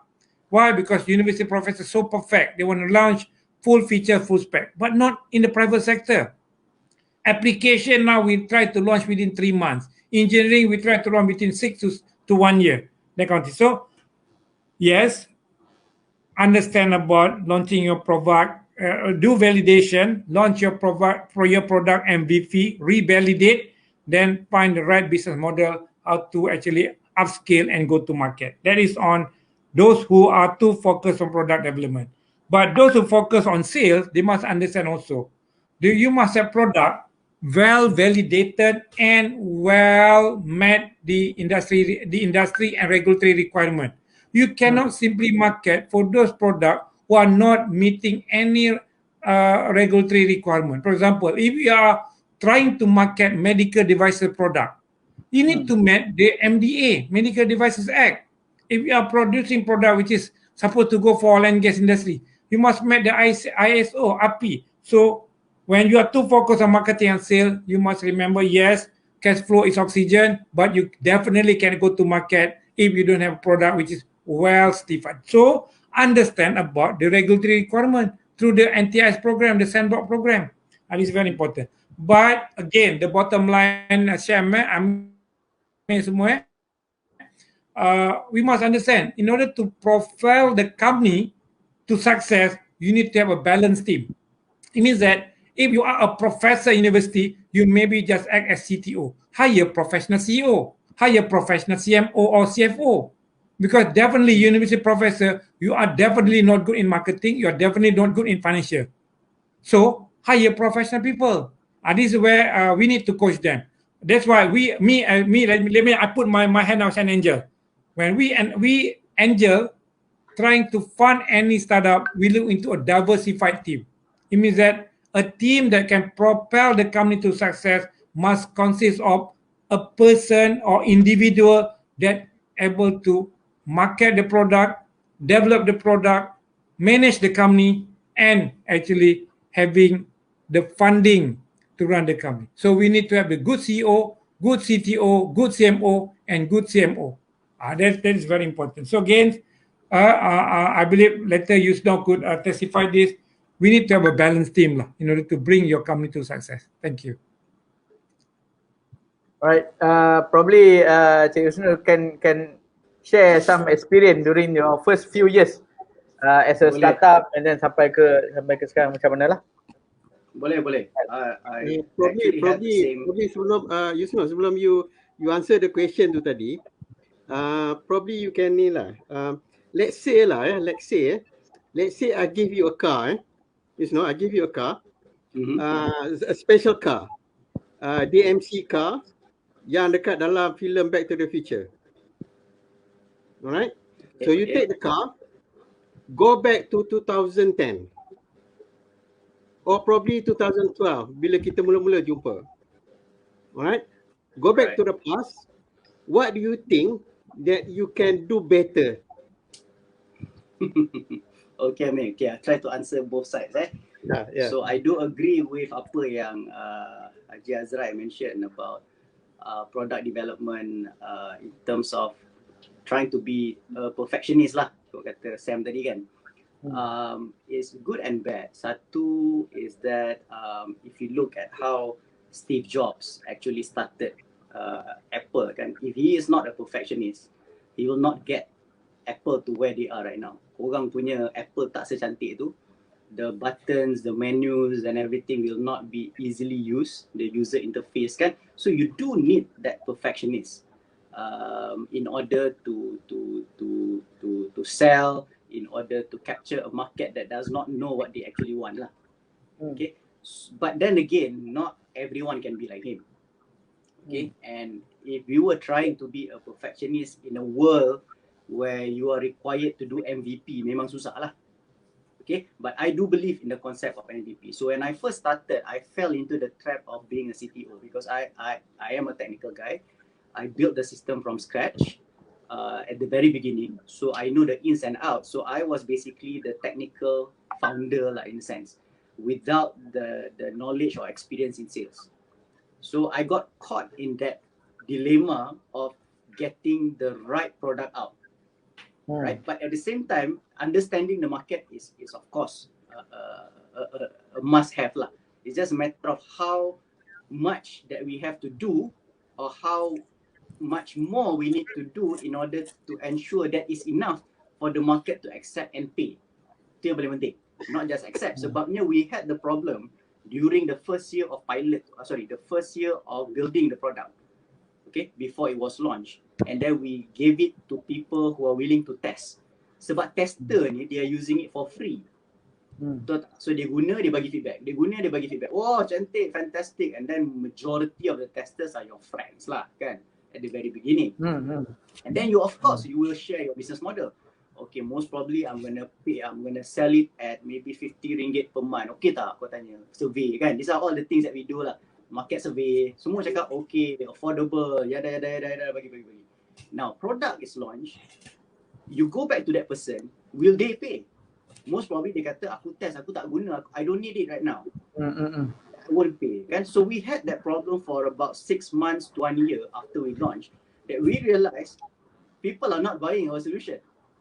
Kalau kita bagi free banyak, so you can't convert, you see.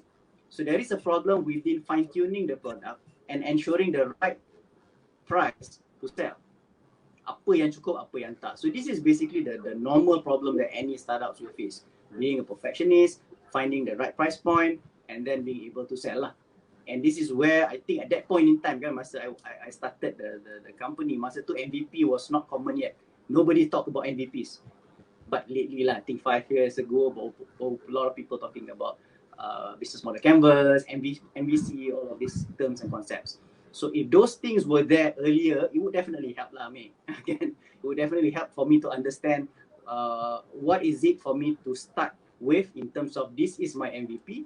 I'm going to test it for 1 month or maybe build it for 2 to 3 months and then test it, dapat some revenue or dapat some, and then I'm going to move to my phase 2 or phase 3. And this is exactly what we did during the pandemic. This is the story from what we have learned last time, and then now we know already all of these concepts. When we did the pivot, kan, Amir, to the webinar and also the virtual event platform, our team basically came up with the MVP within 1 month. So 1 month tak buat benda lain, MVP product, and then sales come in, giving input, and then agreeing that MVP is enough for them to sell. So I have my sales team to actually sit in and basically agree that the MVP is enough. Kalau the sales kata is not enough, sebab dia orang tahu the market input, you see.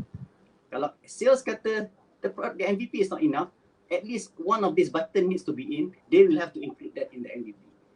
But once the agreement has in place, diorang buat 1 month, after that it is sales punya job to sell, because diorang yang kata benda ni cukup. Kan? So we get the team to sell and we give them 1 month window as well. Try to close deal. Kalau tak, we're going to take it off the market. Meaning the MVP is basically a no-no lah. Because we want to do it on a very fast-paced kind of MVP. Ada orang ambil 3 bulan, ada orang ambil 6 bulan, depends. Okay, I don't have a good range, but for us at that point in time, it was 1 month MVP, 1 month sale. Dapat client, the next month is MVP for the next version 2 or the second iteration. So this is something that we have done and it has proved that it works.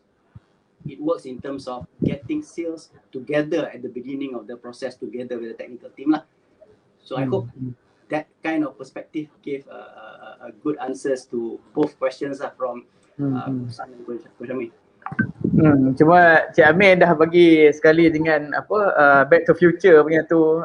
So ni sekilas lah. Right. So okay. Cik Amir, you have any question to the panel? Okay, Sam, kita dah almost 12. We only have about 30 minutes lah. Can we move this to the second part of our discussion lah? Way forward. What's next after pandemic lah? My question to Yusno lah. What you see? Your ni lah. Your expectation lah selepas pandemic. What's next? Satu is the ability to accept that we are never going to go back to the way before. So until we start accepting that, we can only move forward. A lot of businesses, they cannot accept that. A lot of the businesses, they expect some magic formula to cancel out COVID, no more COVID, and then everything will be back pre-2020. So masih ada yang berfikiran macam tu sebenarnya. So they always talking about, years. Betul, dia cakap we are going back to normal soon. New normal is going to be the normal. Meaning that whatever that we have right now is going to be regardless. Kita dah sampai herd immunity ke, no more pandemic ke, because right now we are going into the endemic punya mode, right? Because we're going to live with the virus for the next God know how many years. Living with the virus is the new norm. So when that is accepted in your business, in your daily lives, whatever that you're going to plan next is going to be around that. Meaning you have to be agile. Tadilah, you have to be adaptable to change. You have to embrace change. You have to pivot more than often. You have to innovate. So the people, the combination of talent that you are hiring will have to fit in this criteria. The millennials that are coming in from all the institutions right now, they have to fit into this new criteria. One skill is not sufficient anymore. You tak boleh ambil one graduate, I'm very good at this language. Ataupun kalau technical side, I can only do PHP. But you are looking at multifaceted guys, multi-skillings, right? People that can be more adaptable to situation. It is going to be the new normal. That's how I see it. If you're asking me, where do we move forward? Is the acceptance that it's not going to be the same anymore. It's only going to get better, but in a different way. Okay tak kalau I frame it that way? So I think is very critical. In fact, kalau kita kata kalau ni pun before the pandemic pun sepatutnya dah ada. But with the pandemic, for us, I think it magnify whatever that you do before. So if the business is inefficient, so dia akan magnify the inefficiency tu. But if the company is efficient in earlier stage, probably because of the good culture, because of the good best practice, the best practice being done in the business, how they engage with the employees, how they communicate with the clients, so that become the catalyst for the company to move forward, right? Okay, saya nak tanya kepada Tuan Haji lah dulu pasal Yusno dah jawab 2 soalan betul tu. Right. In your opinion because when we talk about moving forward, it's always about planning. So there are also opinion among the business owners, especially SME, yang mungkin dah for many time that they do the planning, and then bila dah buat planning, it doesn't turn out as what they expect, or even before this pun memang dia tak pernah buat planning pun. It's so they are so lucky to survive all this while. So probably planning tu dibuat dalam keadaan tak sedar, probably dibuat dalam keadaan tak bertulis, but indirectly they do planning. So what's your opinion when the business owner neglect ataupun ignore the planning ataupun don't believe in doing the planning during this situation for their business, especially during this crisis? Haji. Okay, Sam. Saya satulah in all my coaching ataupun my starting point when I'm going to talk is back to the kata orang tu the basic rule. The basic rule is that if you fail to plan, you plan to fail. Maknanya you must have some more planning. Sebenarnya banyak kita boleh belajar dari planning daripada kita punya. I mean, for those Muslim, it's very simple. For example, what will be the end game? If the end game is for you, kalau kita being Muslim, our end game is basically untuk masuk syurga. So what's the planning untuk masuk syurga? Tadi kita kena plan diri kita. Kita kena ibadah kita macam mana, doa kita macam mana, tawakal kita macam mana. So in planning ni, selalu kita terlepas pandang satu. Ini against this is the good thing not only in Islam or in be Muslim, but to the other religion too. That is, beside that you are planning to do it, those whatever perspective in the business, whatever, always have some planning. How could you actually enhance your spiritual? Because dalam kadang-kadang begini, your spiritual need to be enhanced too. Yeah, there must some planning how to improve your spirit of the, because entrepreneurship is about very long journey. Entrepreneurship is about very taxing. It's very tense. So the planning must also include the spiritual thing, your faith, your being Muslim, your doa, your tawakal must be there in your planning too. Yeah? So okay, my first rule is that those who fail plan to fail means that you must have some planning, be it in a full document or at least in a very simple 1 or 2 pages BMC and so on. There must be some planning. Secondly, planning is not just because there are company, ISO company, but after the ISO document done, all put into the cupboard, not even dibuka for 6-7 years they continue. So planning is about doing things. It must be so-called dynamic. It must be reviewed. It must be enhanced. It must be improvised in your planning. So if let's say your planning before does not even include how to be agile, how to pivot if things happen, how to innovate, now you got to have a new planning. New planning that now include how to become an agile company, how to create pivoting if things arise, then how to innovate in order for you to deliver better things.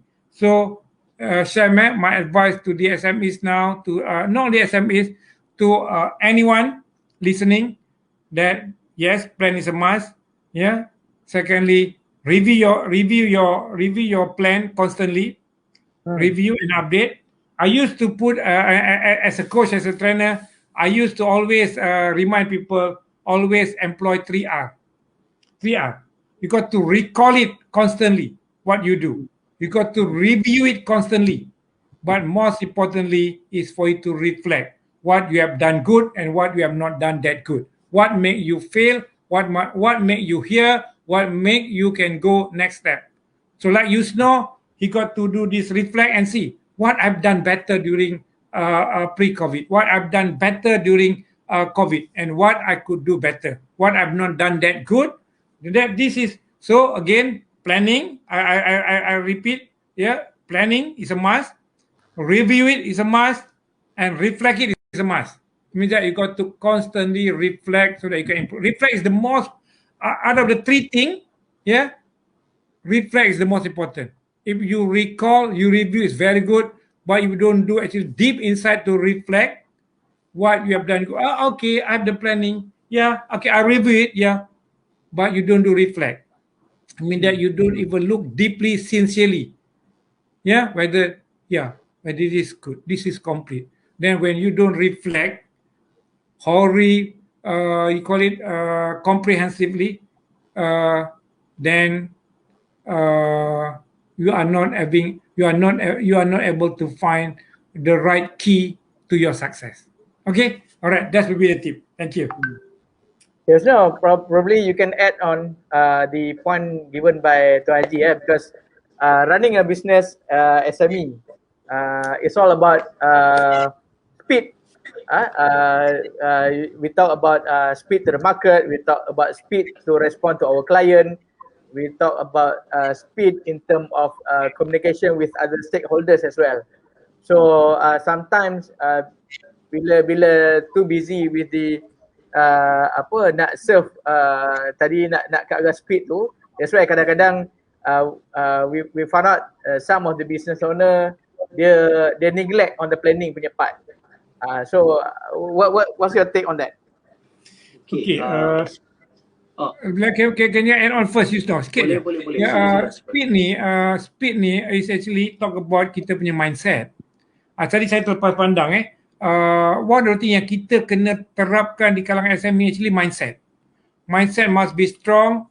Yang saya suka sekarang gunakan perkataan actually mindset and business reset. Mindset and business reset.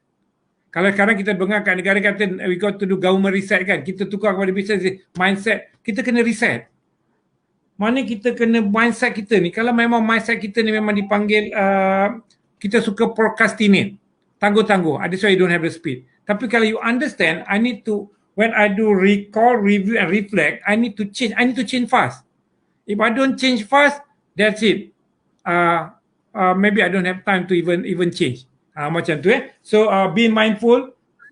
Yes, mindset reset and change is another key to as a way forward. Thank you.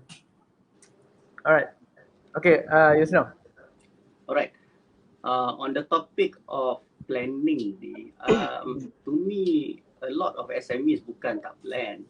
Sebabnya to me, if you are able to do something, especially if you are executing, if you are having sales, if you are having clients, no execution can come before the plan. It's just whether the plan is being verbalized, it's being written, or the plan is really clear for the entire company to know that, hey, this is our plan, or this is our strategy. So to me, I find it a bit absurd if you are an SME without a plan. Very, very weird lah. Sebenarnya ada, cuma you tak realise that, ataupun you tak communicate it properly. Maybe it is in your mind that you are not able to visualize, or you're not able to explain and verbalize it to your team. So the first thing about planning or strategizing is to make it really clear and easy to understand. Itu je. As simple as understanding, orang selalu cakap benda ni kan, the big why. Why do you do certain things? Why? It's all about answering the questions why tu. So this is, I mean, it has to be answered not just by the founder or owner or the CEO, but also for every individual in the company. Kenapa you buat benda ni? Why are you in the company in the first place? In our case, the big why is always to serve the industry so that we can not just automate, digitize, but sekarang kita punya motto is to ensure the experience, the overall experience is improved and being better than before by using technology. So technology is not the end game. The technology is just a conduit to ensure the event is tremendous, is epic, is interesting, semua orang dapat benefit. So that is the why kenapa my admin is actually ensuring every single day or every single month everyone get paid on time. Sebab kalau they are not paid on time, they know that they can't deliver the job because their mind is somewhere else. They need to interrupted their car, they need to pay their rental, whatever it is, kan? And that is one of the reasons why the product team, the coders, keep innovating sebab they are thinking, what is it that I can tweak today that can help my event organisers or my attendees to experience this without interruption, without delay, ataupun tak ada internet gangguan ke, tak ada some sort of like disconnection with the entire session. So the big why must be clear, then your plan is easier to be constructed. And I always tell my team that whatever that I plan or envision or strategize is high level. I have to make it understandable to them, and then diorang kena pecahkan lagi to a more implementable plan or strategies within their team. Sebab kalau right now I just tell them that the end game is to have a fantastic product by 2021, susah dia orang nak faham what is fantastic to me. Kan? Ataupun some companies they say I want to hit 2 million revenue or 2 million profit. Macam mana? Kena ada process of reverse planning dan sebagainya kan. So these are the things that I believe SMEs dia kena seek for help. You are right, seek for help from coaches that understand how to do planning. At the end of the day, we all need coaches in our life, betul tak? I mean, it can be a good third party to look into the blind spot. Betul. Sebabnya most of the time we are so into the business that we can't see that blind spot yang you mentioned tu. Yes. So this is why I believe that we actually plan, bukan tak plan. It's just that whether we do it the right way or the wrong way, or whether we break it down into implementable kind of plan. Sebab kalau tak measurable, macam Cik Azra'i cakap tadi lah, you tak boleh buat PDCA, you tak boleh nak check balik, you tak boleh nak assess, you tak boleh nak review and correct that balik along the way. So that's my take on planning in SMEs lah. So in a way you agree with that. Planning is there, tetap ada planning. It's just whether they make it proper planning, bertulis, so that they can communicate well with the team. Because we found out kadang-kadang plan tu cuma duduk dekat owner saja. Dah lah duduk kat owner, tak bertulis pula tu. Dia kat dalam dia punya own thinking saja. So that's why the team this is what happened in SME in general lah. We talk about many business sector kan. Bila kita cakap pasal SME, of course probably those who are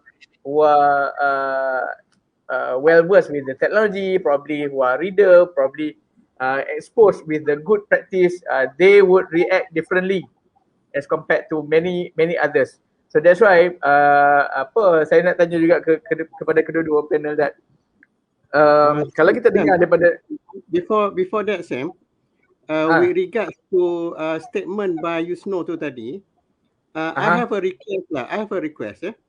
Okay. Cik Azra'i, Yes, sir.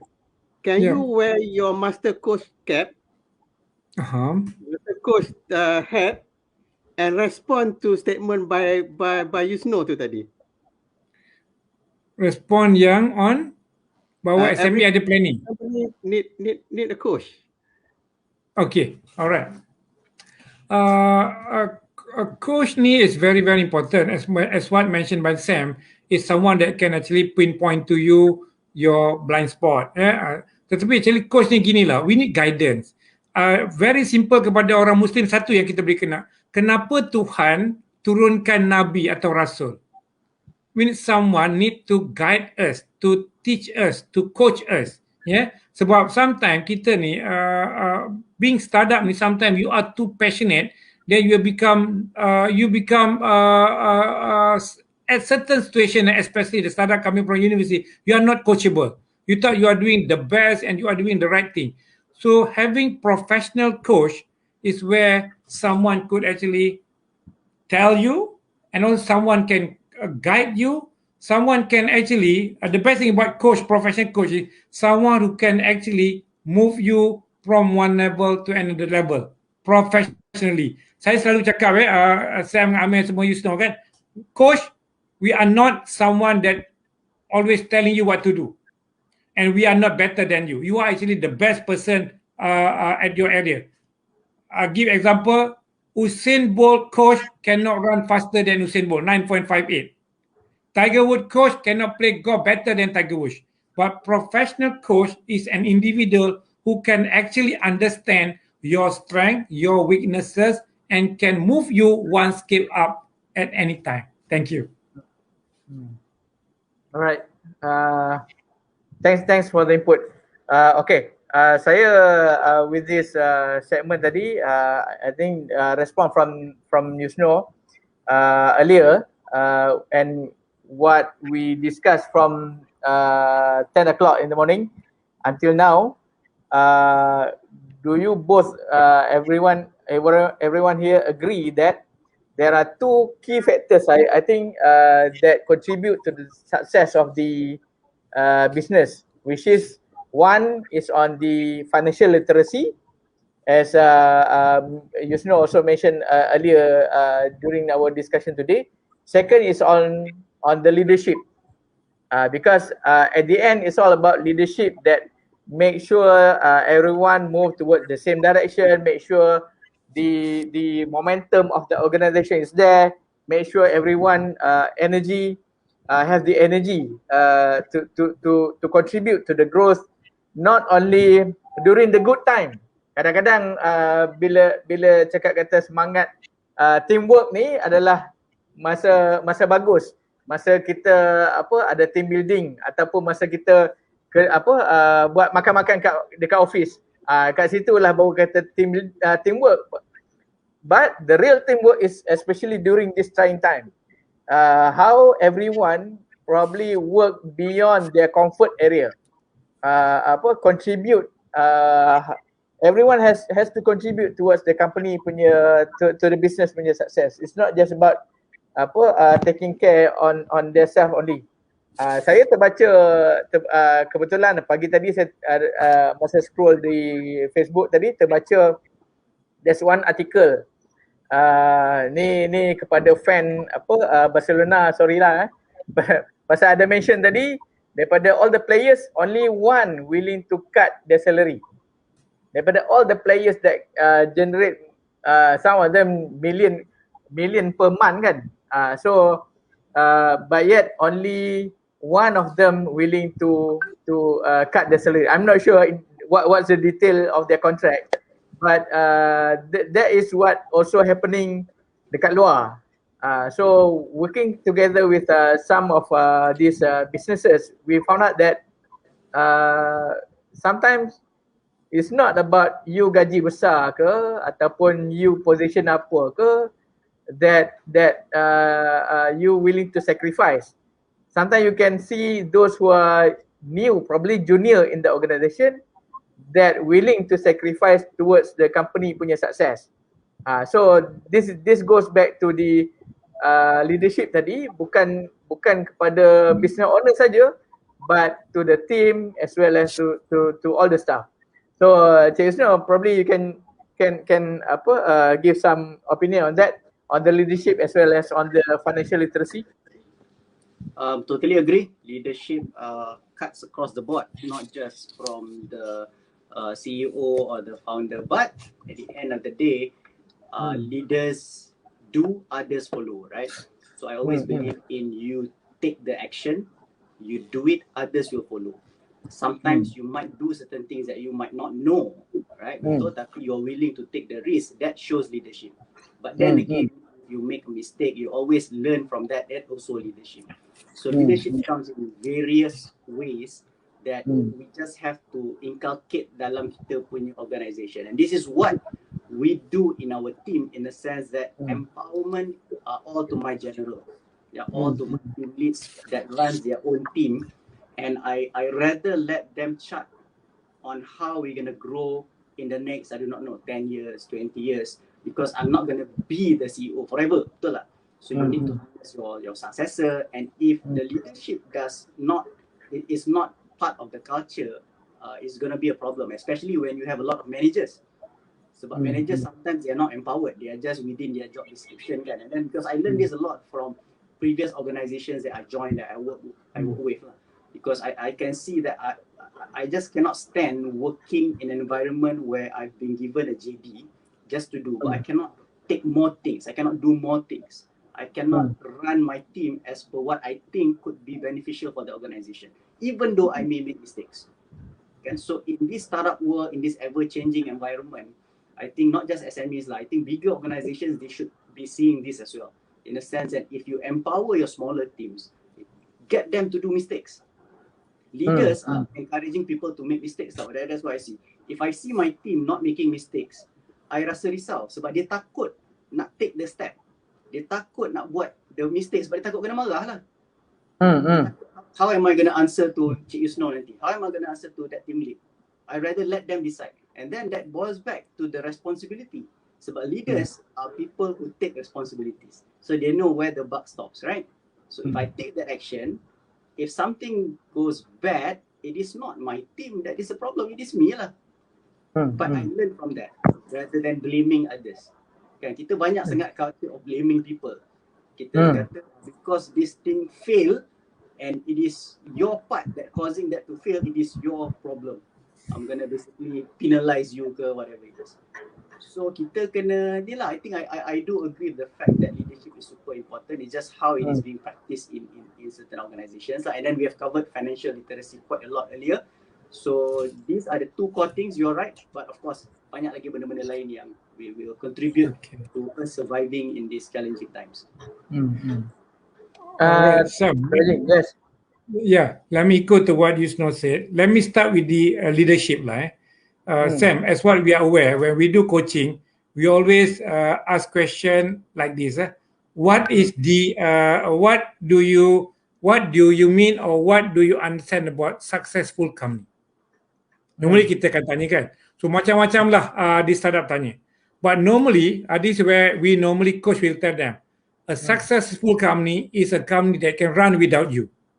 A venture that can run without you. It means that a venture that can run without you is a winning company. How to create a winning company is by creating synergy team. Only synergistic team can run a winning company. It means that a team that can work together, a team that bonding together, a team that cascading down all the do and don'ts, the vision mission together. That's what the winning team or the synergy team all about. Yeah. Okay. Remember the keyword: successful company is a venture that can run without you. It means that you are already creating a team, a system that can make the company run without you. Okay. How you do it? One of the key success factor of creating synergy team and winning company is by having strong leadership. Walk the talk. By example, you lead, you coach, you guide, you mentor. So it's very important, the leadership. So that is why one of the best thing to have in entrepreneurship development or entrepreneurship development is cultivating down a strong leadership mindset and strong leadership culture. Itu yang penting. Itu mungkin nanti kita kena bagi tahu Inscan, kita kena bagi tahu pada SME Corp, kita kena bagi tahu Medec. One of the key success factor the winning company is by having strong leaders in that particular organization. Okay. Cuma on financial literacy tadi Sam, saya suka tukar sikit. It's not actually financial literacy per se. Because financial literacy ni, for honest, you don't need to be good in accounting that much. Or you don't need to have accounting background sangat. Yusno is technologies. But you got to understand a bit about financial planning and management. That's more important. Because let the real accountant to manage your account. Let them understand about how to maintain in proper way in meeting all the regulatory requirement of your because there are a lot of principles need to be adhered. But to you as the business owner, is about financial planning and management. How to manage your cash flow, how to manage your capital, how to so financial planning and management is the much needed skill to you as the business owner in order for you to sustain and success. Thank you. Alright. Okay, saya nak respon kepada apa yang Tuan Haji punya point tadi on the leadership as well as on the financial literacy. Right. First, always dalam even dalam ABA sendiri pun we put business as successful business entity that profitable, that work efficiently without the owner. So satu perkara yang kita find out that ramai orang mungkin teruja dengan cerita business run automatic semua kan. Ramai orang ke arah macam tu. Tapi kalau kita pergi balik kepada reality, sometimes this is one of the most, I would say, abuse. Kalau dekat kita kat ABA ni sampai ke tahap dah abuse dah. Dah abuse by the understanding of run business run on its own. Pasal I believe Cik Yusno would concur with me that bila as the company grow, the owner himself, the business leader is probably no longer doing programming macam Cik Yusno. I think kalau dia ni pun dia just nak lepas gian ataupun just nak make sure the technical tu tak hilang. But the function as the business leader tu lebih besar. Look into the strategic part, look into the collaboration, probably open up new market probably. So when we mention about without the owner, sometimes business owner banyak kat luar, dia cut short. Without team yang ready, without system, pasal team ni pun adalah sebahagian pada sistem. You may have the team yang probably at the beginning, yes, is good, it's enough. Tapi bila you nak bawa pergi ke higher level of competition, dia dah tak boleh pergi lah. Pasal dia punya gear tu dah habis pergi dah. Dia boleh masuk gear 4 je. Kita perlukan orang masukkan sampai gear 5 ke seterusnya, ke 6, 7 ke. Because how the higher level market react probably different, very much different. Kalau kita cakap even Olympic lah baru ni kan. You may be very good at Selangor punya level. Tapi bila you masuk peringkat Malaysia dah different. You masuk peringkat region dah lain. You pergi ke Olympic lagilah lain. So it's not just about kepandaian owner tadi in term of dia punya come up with the new technology, maybe new product ataupun do some marketing package yang bagus, but how ready not only dia punya team, tapi dia juga yang sometimes I would say a lot of case study yang dekat ABA kita tengok business tu yang supersede, business tu yang laju daripada owner tu sendiri. Pasal sedar-sedar customer demand keep on coming. Lepas tu dia dah jadi chaotic balik dah. Because there's a lot of so-called coaches ataupun sifu kat luar yang bercerita, you punya business ni bagus, you can go 5 million contoh, which is probably at that point of time 10 times. Dia tak melihat kepada capacity, dia tak melihat kepada the readiness team dia to serve. At the end, impact dia adalah kepada business. So that's why pergi balik kepada the true leadership is making sure company-nya ready dulu, barulah ni. But a lot of things to be done. So kedua adalah I would like to respond on the financial literacy. I agree with Tuan Haji mention tadi. Bukan semua business owner adalah with financial background ataupun accounting. But when we yang itu dikira sebagai financial knowledge sebenarnya. So orang yang with probably they have finance degree, they have accounting degree, even some ACCA sekalipun, throughout our experience working with business owner kat luar, ada yang with this so-called credential ataupun qualification, still because of dia sendiri tak nak tengok ataupun dia tak believe that perlunya di monitor, dibuat budget ataupun dibahas. It's not just about doing the budget. That budget need to be discussed, need to debate. So do you have the people in organisation yang boleh buat? Bagus. So maybe you appoint, you have the accountant which is ataupun finance. Kalau tak boleh internal, external pun tak apa. As long as you get good feedback from them. But business owner tadi bila sebut kata financial literacy, meaning that dia tu sendiri sebagai business owner menggalakkan, encourage that towards report nak kena siap. on time, accurate, how reliable this report. So kalau orang yang tak reliable, walaupun dia ada degree apa whatever, even master dalam accounting sekalipun, tak apalah report lambat tak apa. Betul Haji Yusno. Report lambat Saya setuju. tak tepat pun tak apa. Pasal ni penting ni kita nak dapat sale ni, ataupun penting ni kita nak launch produk. Ataupun sibuk dengan operation. But if someone with financial literacy yang tinggi, walaupun dia bukan pasal kalau orang yang dah ada knowledge dalam dalam accounting ataupun finance, itu dah kira sebagai kompetensi dah. Kita tak boleh kata literacy. Literacy ni orang yang bukan dalam bidang tu. So that is my input. Pasal we need to be clear.